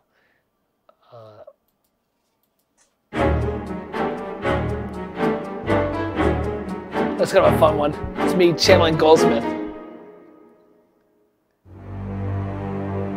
Oh yeah, she gets stabbed at that point. I'm ducking out because there's sound effects. All right, let's do a theme. Let's have some fun with it. So why don't we kind of take the rules that I kind of came up with? Well, let's identify with a person, a place, a genre, a feel. Just throw some ideas out. We'll just do some on the fly. It'll be fun. What about writing a theme to a video without music? Sure. I would need to see the video, right? Or if you describe the video, then it's just kind of like just writing a theme in general, which is fine. I would love to do that. So let's try it. Here's what I'm gonna do. I'm gonna cancel out of this and open up Sibelius. A Christmassy theme. Oh, you want to write a Christmas theme? Well, I got the Farkle Friday in 2 weeks. It's probably gonna do Christmas then. It's the 23rd. But you know what? It's never too. It's only 2 weeks away. I know. Gosh, we still haven't gotten our tree yet. We're so bad. We haven't put up our decorations. I know. We're so bad. We're awful. We're awful. Decorations up here. We're awful Catholics. Yeah, they're in that room over there. We can't get it out yet. I don't care. The downstairs not here. Don't do that yet. Wait till we're all done because. At least go in there. You want to. You can't be. Don't turn on the light because remember how you shocked yourself last time. That wasn't in that one. Yeah, it was. That was in this one. All right. Let's see here. A theme with video without music. Maybe later. Okay. Christmas theme. It's such a small door anyway. So. That's too creepy. Okay. Thought so. Here we go. Which one's the one with the window? Is it the other one? Yeah.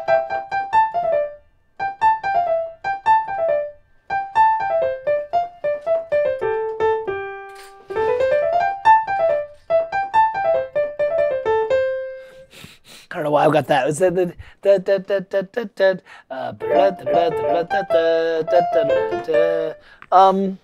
that board fixed. There's a lot of wood chips up here. yeah, it's on my to-do list. Here, let me focus. Catherine, give me a film noir Christmas theme. It's like Home Alone, but like Macaulay Culkin's gone like all like kind of psycho. Like it's. So you need it, Dad? Give me something. I don't want to do Christmas yet. I'm gonna wait for Christmas in a couple weeks. Film noir Christmas theme. That's pretty good though. You said give me something, and I expect you to finish your sentence. Give me a. It's like.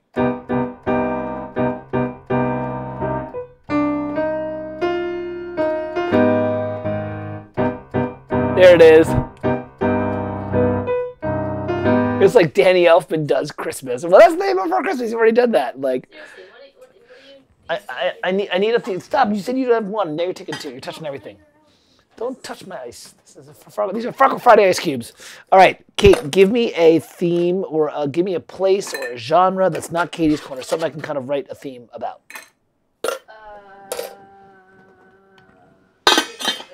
Do your nerd stuff while I think. All right, everybody chime in. What are we going to do for a Christmas theme? Not a Christmas theme, a theme. What?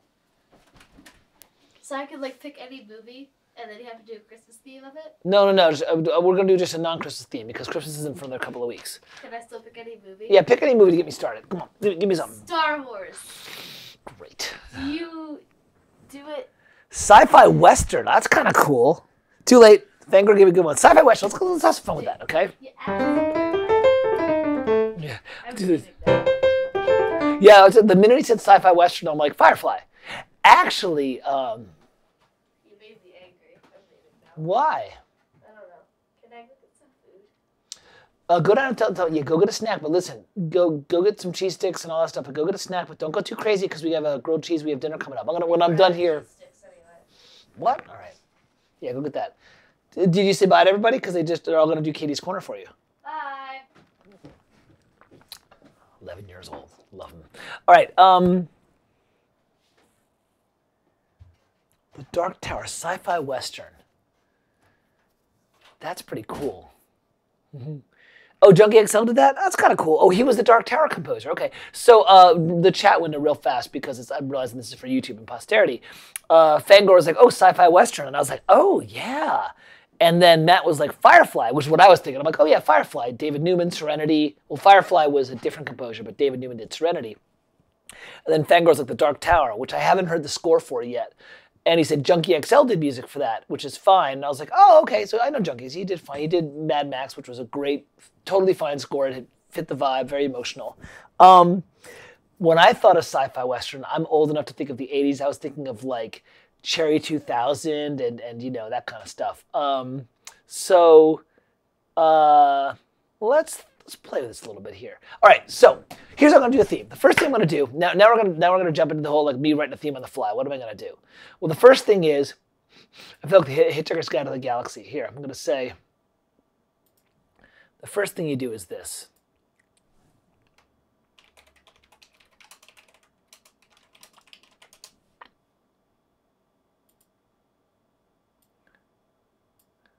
The first thing you do is you say to yourself this. You can do this. It's only 8 bars, okay? Because people freak when they're, oh my God, I have to do this. It's never gonna work. It's only 8 bars, okay? The second thing you do is what I do is I combine these two things. I write down emotions, style, genre, at the same time as I pick my form, okay? You guys can all see this, right? Just make sure you can. Yeah, good. So we're dealing with sci-fi Western, but there's one more thing I have to ask. We're all gonna kind of solve this each other, okay? It's like,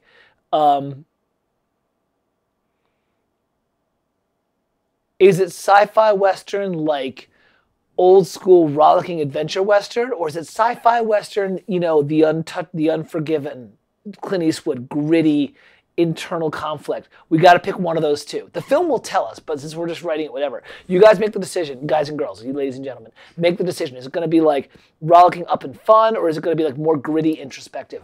Both are great, but it's going to drive it. Firefly is more gritty and introspective. And Dark Tower is more gritty and introspective. Yeah, let's so gritty, introspective. Well, already, I mean, and I can't believe I'm doing this because it's like I swore I would never like. I'm already hearing like the dudek, the Arabian oboe thing. Brave Star. I love Matt. That's like, no, go for like the big 80s like Thundercats, Voltron. By the way, I found the coolest bit of trivia about Voltron. Check it out. You guys remember the Voltron theme?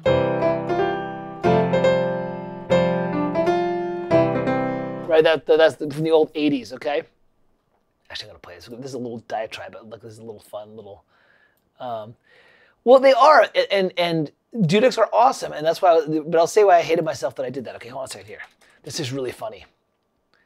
Voltron is an old 80s cartoon that was recently redone, in a very good way. It was redone as a more edgy, gritty anime. But the 80s one was also really cool. But the main theme is great because it's super catchy. Ready? Right? Wait for it. You got to hear this theme has been stretched out. You got to hear what's the main theme. And this is also very 80s. It's like 85, you know.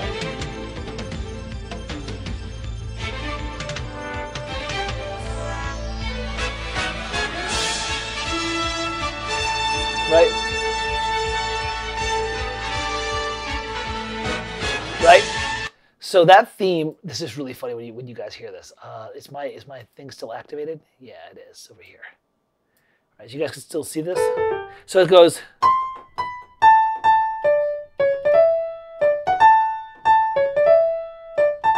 So it starts off. That's the main Voltron theme, right? Okay.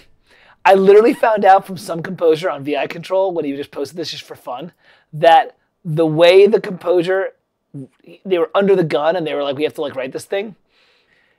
They took the Raiders theme and reversed it. So the Raiders theme is, right?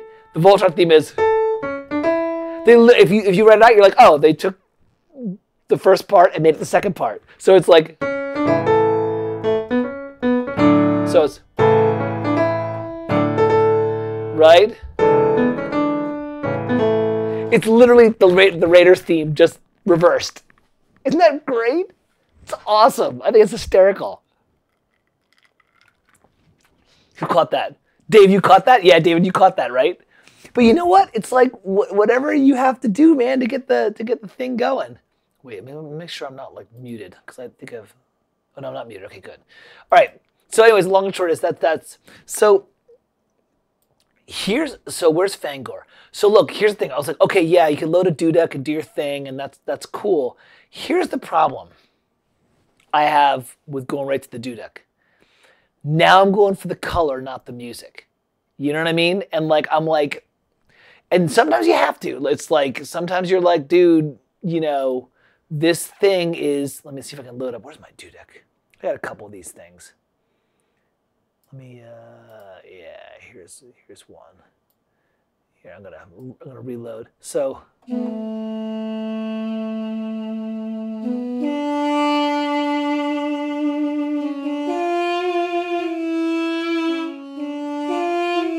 me add reverb to that. Boy, without that reverb, man, that is. Ugh. That's the other thing is I haven't actually reprogrammed that yet, and I need to. Give me some reverb. A nice 2-second haul. Give me a sec here. Pre-delay. Give me a haul. There we go.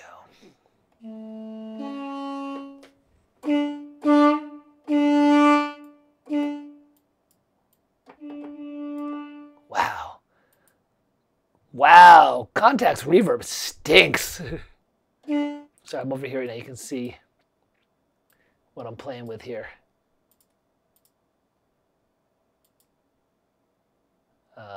Let me get a.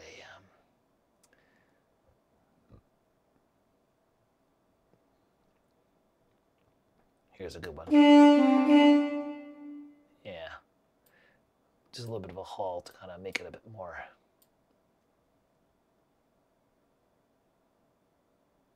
There you go. So anyways, Fangor, to your point.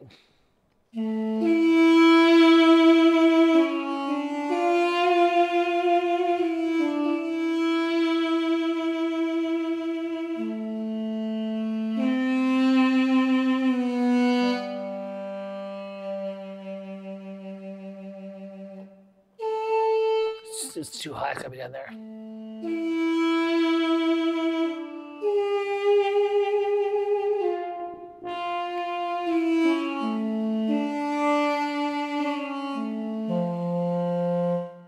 Oh, it's too low. So you can do that, but here's the problem I'm having with this. And Dave, you're right. Duduk is death and sad. Totally, dude. It's like if you're listening to Battlestar Galactica, like Bear McCreary pretty much single-handedly like made the duduk its thing, because it shows up in Battlestar Galactica as a main color, and it's always accompanying a sense of loss. It's always when the colonial colonists were getting beaten, or somebody important died, or some world got ravaged, right? Much prefer the Ilya Elfmov duduk over the raw one. That's personal preference. I do too. I just have not bought the Elfmov one because I'm not going to. I'm going to program this one. This one is actually incredibly expressive. You just have to program it. And I haven't. I'll do a Farkle Friday on that next year about how to program contact instruments because that's something that I do. I just haven't gotten to it yet because I just reloaded raw, like I don't know, earlier this year or something like that. Anyways, here's what I get down to. If you start with a sound, then you're building your score around that sound. Now I'm going to say something a little contentious. If you start with a sound, your score is going to date itself at some point. Because at some point the duduk's not going to be hip anymore, and no one's going to use it, and then everyone's going to be like, "Oh yeah, the duduk, yeah, okay, that's the Battlestar Galactica. Yeah, that was hip 20 years ago." It's like synths. It's like when people started using synthesizers in the 70s. It's like, "Oh, this new sound is the Moog," and then digital came along, and you focused on the sound, and the Moog was no longer in vogue, and it's like, "Oh, all right, well you use the Moog, now you sound like you're dated." And people will say, "Well, that's an argument for the piano." I'm like, "No, it's not. It's an argument for understanding how to use each sound." Like if Jerry Goldsmith used a duduk in The Mummy, it was good, but it was very melodic. He used it. He used it as a substitute for the oboe, so it actually really worked out pretty well.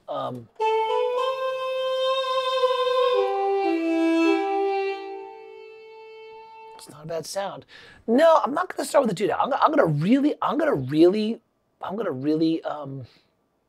be mean to myself. I'm going to do it. I'm going to do it on the piano.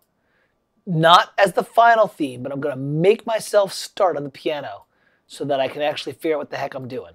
All right, so even though I may listen to stuff that has a certain ethnic color, I'm going to start on the piano. All right, so sci-fi, western, gritty. All right, let's go back to my notes. Let's have some fun here. Now we're going to hustle and do this because I gotta start making dinner, and I guess gotta play a mass. Gritty, introspective. All right, cool. Vocabulary. 2 ways to go about doing it. One is if you know the genre well enough, which I don't. Certain genres I can just start writing in. Film noir I can start writing in. Space econ I can start writing in. Star Trek-y stuff. Adventure, kind of like James Horner action adventure, I can do pretty well. Sci-fi western, I'm not that familiar with yet. So you either have your vocabulary and you go, or you know which movies to go and reference. So guess what? We know which movies we're going to reference. So I'm going to do a couple here. I'm going to combine. Now look, here's the other thing too. All right, so now we're talking about like you're composing as a professional, right? Okay. You could still go 1,000 ways. Like you just saw, Matt was like, "No, do Voltron," and Fangor was like, "No, I'll do Dark Tower." This is where your taste comes in as a composer and what you get hired for. And what happened with me in this film that I worked on. When I went and worked with Fire Breathing Films, I said, "Look, I'm a Goldsmith fan. I'm a Bernard Herrmann fan. If you hire me, you can see my reel, you're going to get that kind of stuff. Are you cool with that?" And there are some people who'd be like, "No, I want a Zimmer sound. I want a Junkie XL." I'm like, "All right, cool. You get someone else." Like, I don't mean that in a negative way. I'm just saying. So I'm going to grab a couple of scores that I like, that I think will get me. Damn, I never bought that score. I'll have to look it up on YouTube. That'll get me. So we're going to start with. Let me see if I can find the album. I'm going to start with a couple of the easy ones, okay? Again, I'm not looking to rip them off. I'm just looking for a couple of ideas. Here we go. First one, here. Serenity by David Newman.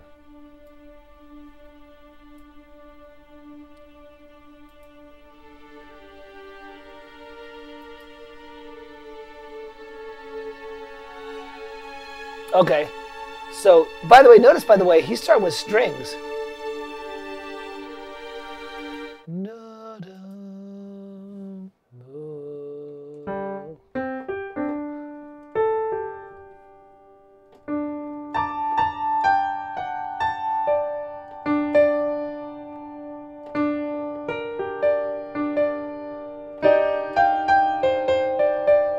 Well, I've already got an idea there. Cool. I've already got an idea. Because remember, since I know my pattern is only going to be 8 bars and it's going to be 4 2-bar phrases, all I need is a 2-bar phrase to get started, which ties back into my Farkle Friday generating an idea. Oh, by the way, and I did this in generating an idea. You list something, you transcribe something, you get an idea. Okay, so what I've got here right now, I'm just going to do this, it'll be strings.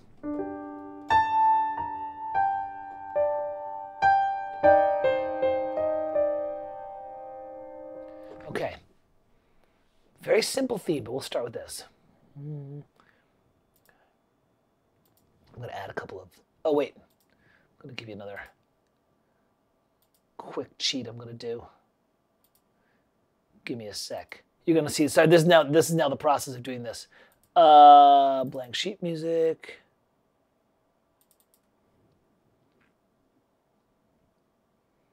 This is one of my sketch templates that I built. Okay, I'm going to save this real fast because I don't want to overwrite it. Save as, desktop.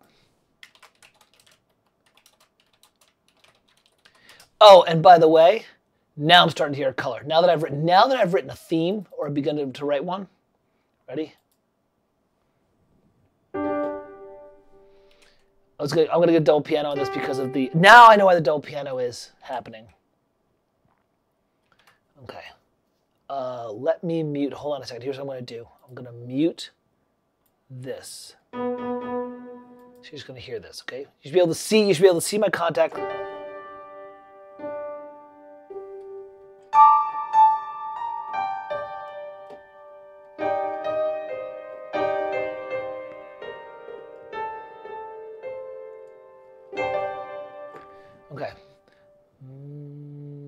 to build this.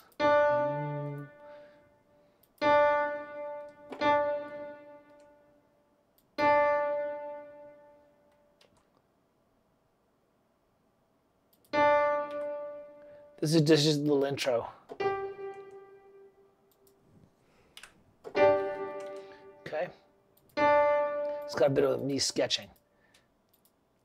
And again, all I'm doing is I'm just running with this thing that David Newman inspired me to do.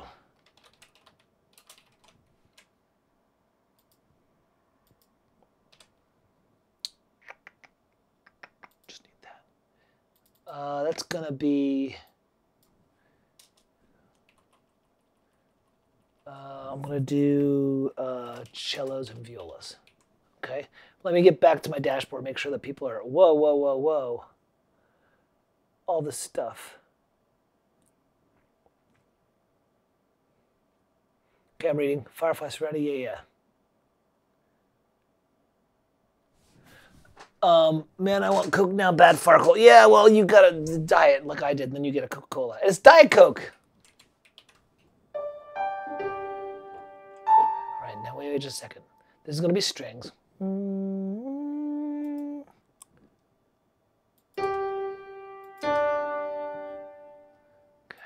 That's just establishing stuff. That's not the theme. What did I do before?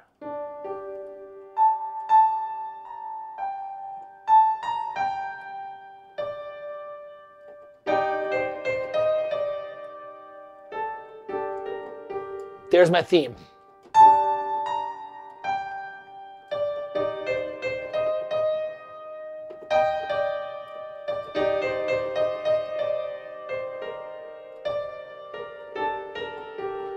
Boom. Dun, dun, dun. Dun, dun.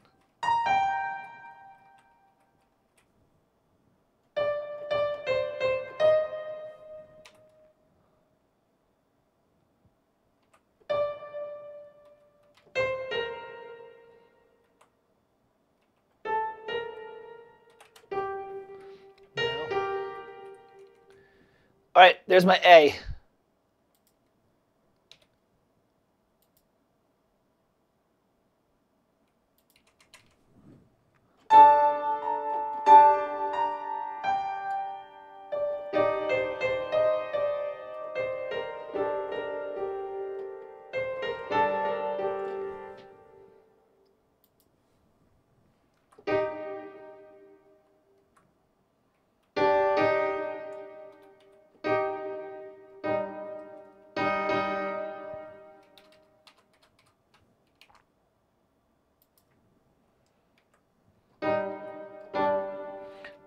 You're gonna love it here.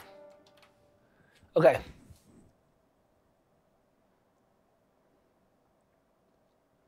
Hey Lawson, how are you, buddy? So now ready? I'm gonna cheat a little bit. I'm gonna add. Hold on a second here. I'm gonna add. Now that I've written a theme, by the way, this is the first two bars. So this is all this is this. But I already know the instrument this is going to be now. But this is the important thing. The color, Fangor, the color came after. Dude, that tempo is way too fast. I don't know what the tempo is, but it sucks. It's got to be really low. So I'm really slow. Notation. Text. Where's my note? There it is. Let's try this. Yeah. If it's for strings and the mystery instrument, I'll tell you in a second.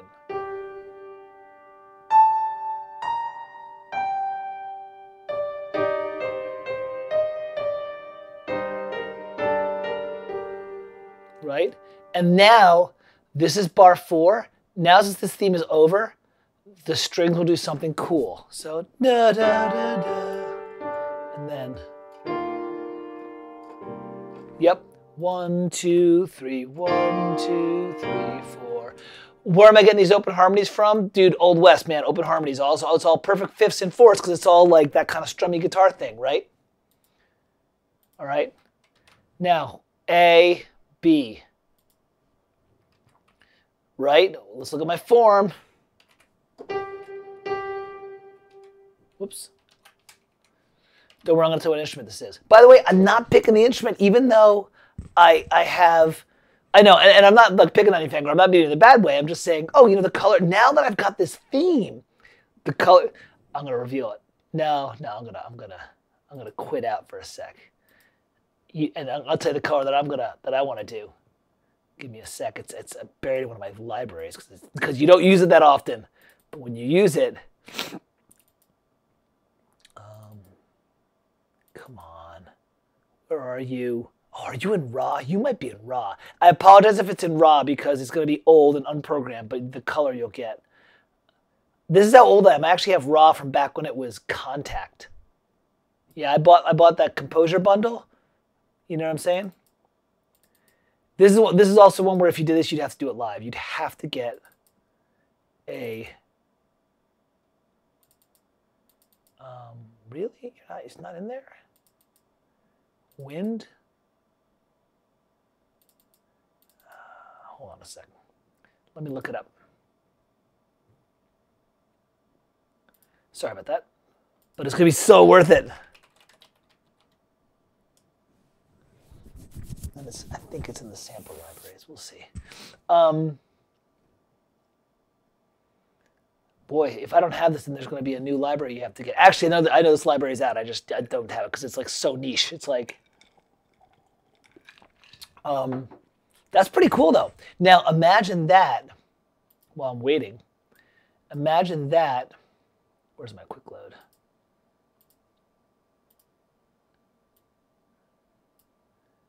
Right?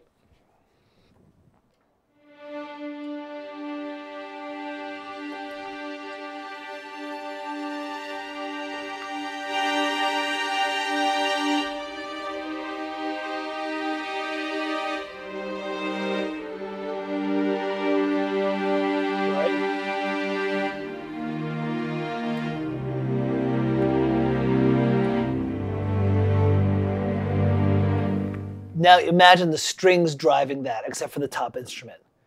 Okay? Imagine that. That's something pretty cool. All right? Let's see here. That's something you can actually work with.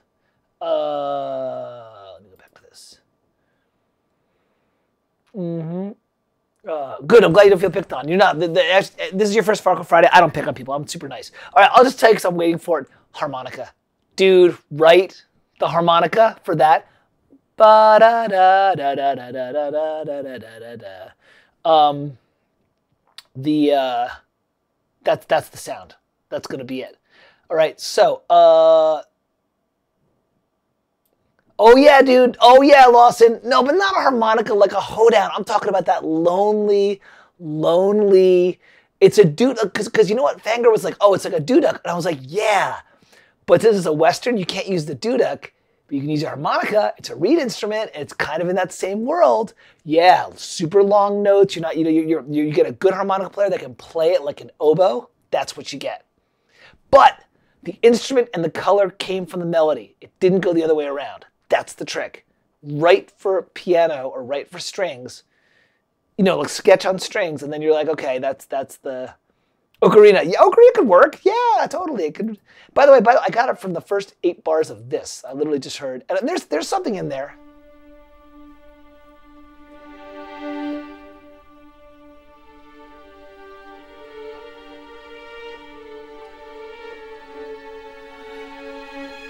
But that's the thing about transcribing. I've already left his idea.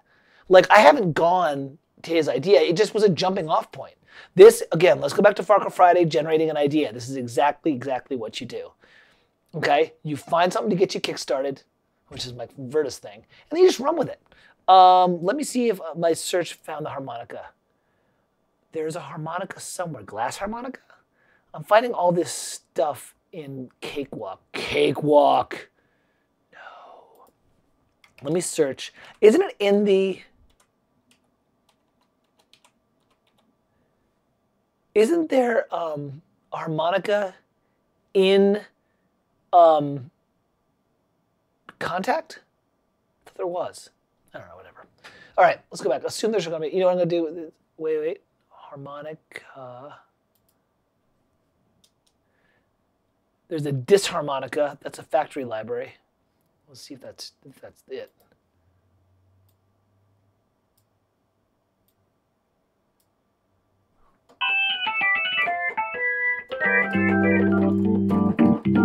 That's not it.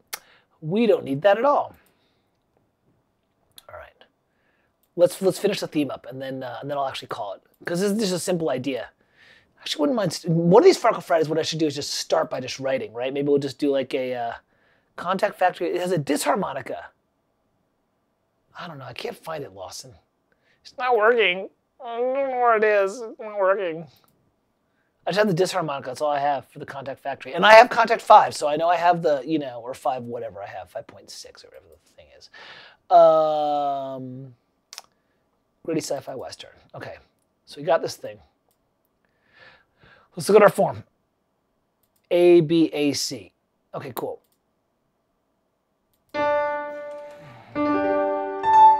Oh, whoops.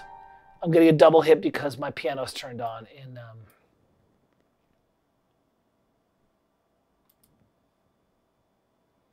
Oh no, and now the keyboard's all messed up. Sorry, guys. Give me a sec. I have to do this. I have to get rid of quick load. There we go. Because I'm basically grabbing a chunk of the contact. Here we go. So it's...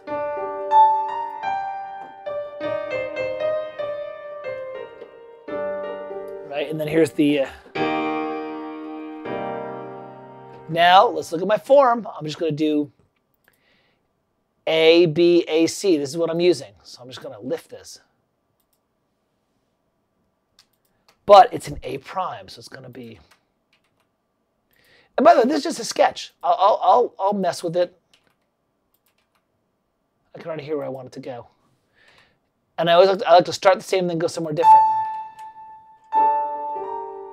Ooh, why not that? The internal motion started to happen.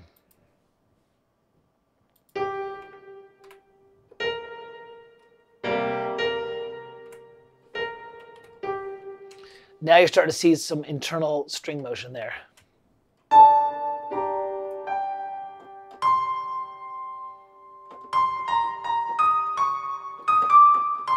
I'm going to stay modal.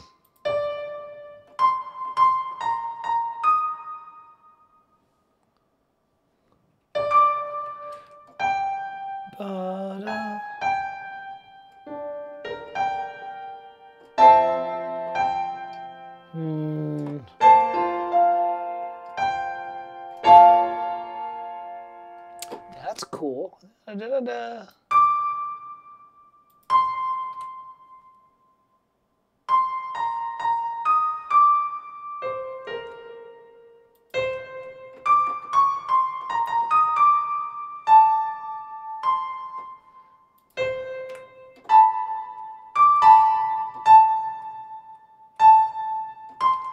Okay, how did I get to here? Look at my shape. There's my shape from the A, the second part of the A. I like that shape, but I moved it up to a different note, driving it into a different key area. Look, A, A prime. That's how simple it is. This is identical. This is the same shape. I just moved it to a different place. I mean, again, I'm just trying to generate ideas and get something I can give the director, something I can put, something that's satisfying to the listener. Okay, so now I got to come up with a new harmony for down here. Not a problem, very easy.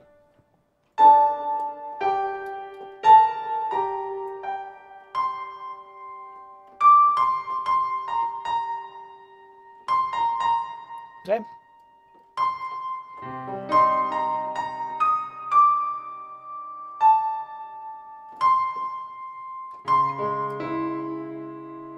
That's completely doable. That's it. That's a spicy sound. I'm back in that film noir thing. I don't want to do that. But I don't want to go to a simple thing here. There it is.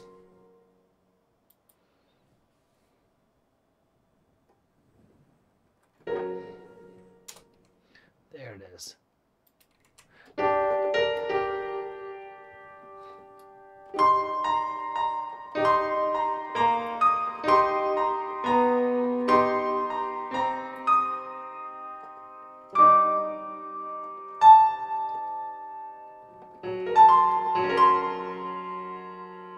No, that works, but I've got to do something. I've got to put a chord here. Now you're in my world of just like, now you're watching my workflow. No. Don't worry about having 2 voices and then 3 voices. It'll all work out in a little bit.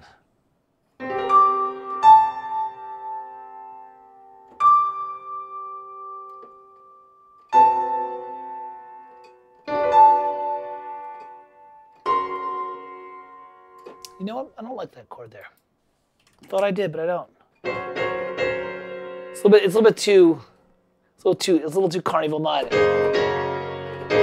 little too Emerson, Lake and Palmer. Oh, I know what I want. This is polychord. I'm implying F here. Don't want to do that.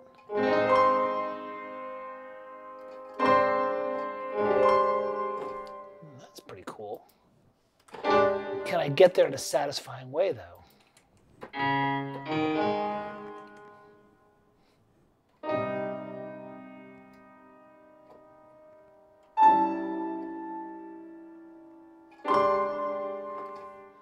Let's stick with this for now. Let's play with this one for a second here.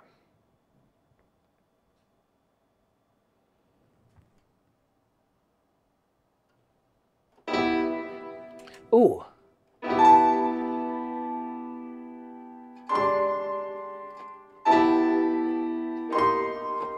There it is. I like this motion down. Right? You can hear it.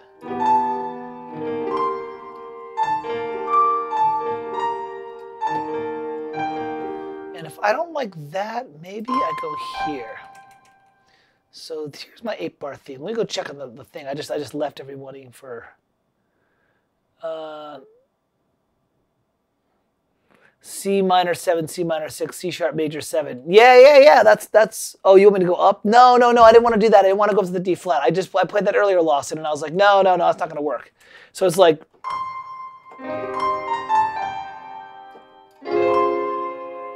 I mean, it works. It totally works. It's a D flat major 7. It's a little hopeful, and I'm trying to go for gritty sci-fi. So I wanted something a little bit more like just unsettled. So, but maybe this kind of like that C up there. Even though it's the 13th of the chord, but it's pretty cool. So.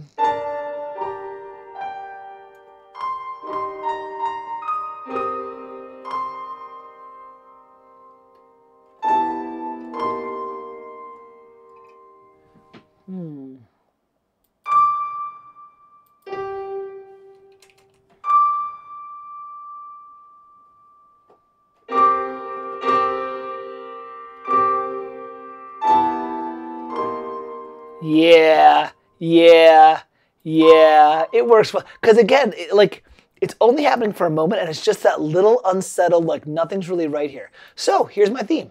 Okay? Very simple. Oh, by the way, and by the way, if this is too high for the harmonica, what do?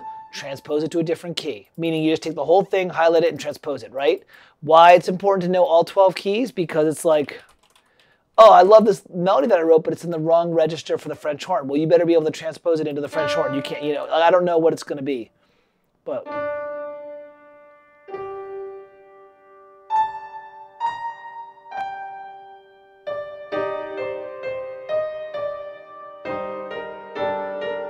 really open and spare. I like that, the Western thing.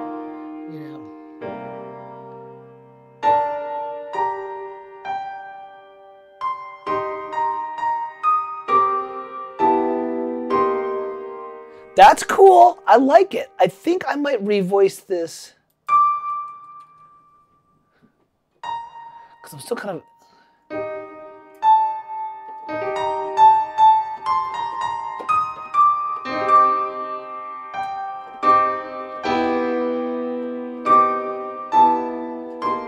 I like that a lot. I like that bass motion, that C. Right? That's why I might not reharmonize. I was thinking about the A flat. Give me a sec.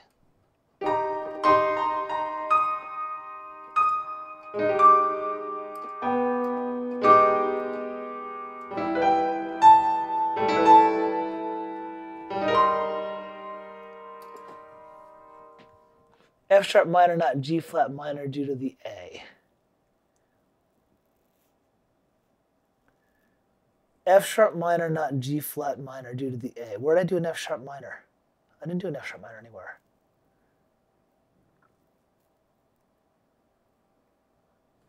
Oh, you mean swap this out for this? Maybe. Let me take a look here.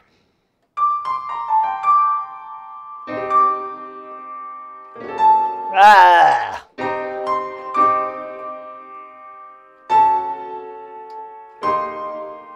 That works. That works too. You know, I like them both. I like them both. I think I'm gonna keep this C minor here. Let me try a couple more. Try one more variation of this. Okay. Give me a sec here.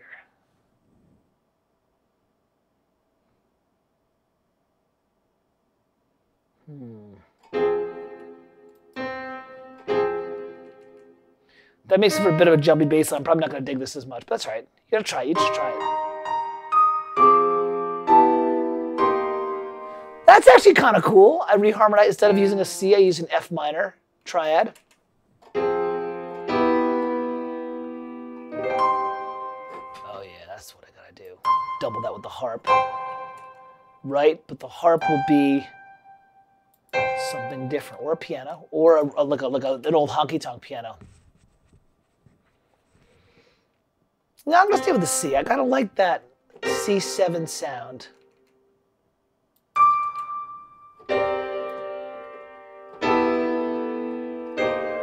Yeah, I like that. That's a keeper.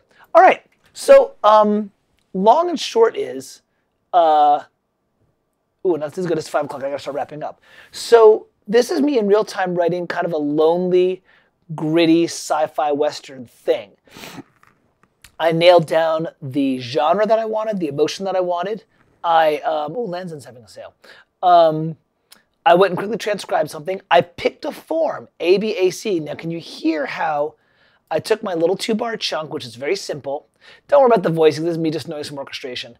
And then I said, you know, these first 2 bars have to be little A. The second 2 bars are little B. Because this note was being held, I did some harmonic changes underneath. And then I redid A as an A prime. Notice this bar and this bar are the same. And this bar and this bar varied. And that drove me into a new key area. This one I ended on G minor, now I'm ending in E flat major. That's how you start to maneuver around. Is it the strongest theme ever? It's decent. It would work fine in cable. You know, like a little like direct-to-cable thing. It would work great for one of those things that gets filmed in Macedonia or, you know, or wherever it gets filmed.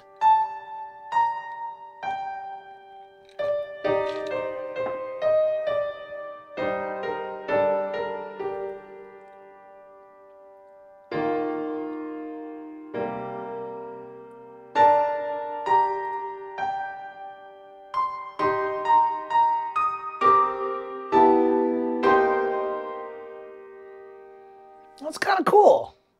You know what? I would, if, you know, I was working on this for like a couple hours, I'd take a quick break. And then I'd probably go back and look at it again and kind of like tweak it a little bit. But that's a good place to be for that, you know? It's a very good place to be. Let me save this. This is going to be desktop FF 8-bar theme notes. There we go. So that's how I would do that. That's kind of what I would do in that kind of structure. And that's how I kind of quickly build an 8-bar theme. That's pretty serviceable. That kind of sits pretty well. And you know what? It's 5 o'clock. It's been 2 hours. You guys have an afternoon. Yes, thank you, Lawson. It's not me. It's something from the desktop wallpaper, which is really cool. It's from DeviantArt. It's something very, very cool. And I like it a lot. All right. You know, so look, this was a little bit of a Farkle Friday. This is kind of a little bit of a... when I say all over the place, it was kind of like I knew what we wanted to talk about a little bit. It was just kind of a little bit of listening to a couple themes. We jumped in early with some stuff that I did, which is good. I apologize for the production. It wasn't where I wanted to be of the cues, you know, those cues that I had you guys listen to. But, you know, thank you for being tolerant. It was a chance to focus on the music and focus on the theme and focus on the arrangement and the orchestration. There will be, as I clean up my template and rebalance it, there will be a Farkle Friday on contact programming, and there'll be a Farkle Friday on templates, et cetera, et cetera. To pimp out a great masterclass, Mike Verda just did a balancing templates class last week, which I went to, which was very good. It's really, really worth it. And he talks about how to kind of get your orchestra to sit in the right place. But anyways, hopefully run with this. Take those ideas of how to build an 8-bar theme. If you are at a loss for words, try my workflow. If it works for you, great. If not, don't worry about it. But think in terms of small little chunks. Think of those little letters, A, A, B, C, A, B, A, C. Those types of forms that allow you to write quickly, say something, contrast it, say something again, contrast it. These are the ways you slowly build a composition. You don't build 80 bars at once. You build 2 bars and 4 bars and 6 bars and 8 bars, and you do that kind of thing. So Deviant Art. It's here. I'll bring it up because why not? Give me a sec here. It's www.deviantdeviantart.com. It's a great art place. They have the stuff, and it's all, I believe it's legal for wallpaper, because if you go and click on a piece of art, it'll say download as 1080 by whatever wallpaper. And I do. It's a jacked Santa. Deviant art. Really good stuff. And I have a little folder of about 30 or 40 of them, and I just cycle them through every couple of weeks just to kind of keep fresh and stuff like that. All right, I'm going to let you all go. Hey, thank you for everyone who kind of came here and hung out. It was really great to see you all. Wow, I had 10 people watching, at least, at some point, which is good. Give me a sec here. Oh, not anymore now, I have 3. Well, thank you guys all for taking the time, and girls for staying and watching. I hope you have a great weekend. We'll be back in 2 weeks. But yeah, go have some fun with some themes. Write them. Try and use what I'm doing, and see if it works for you. Again, this is just one dude's way of doing one thing, All right, I'm going to go and hit the bathroom, and I'm going to go make dinner for my girls, and then I have to go play a mass.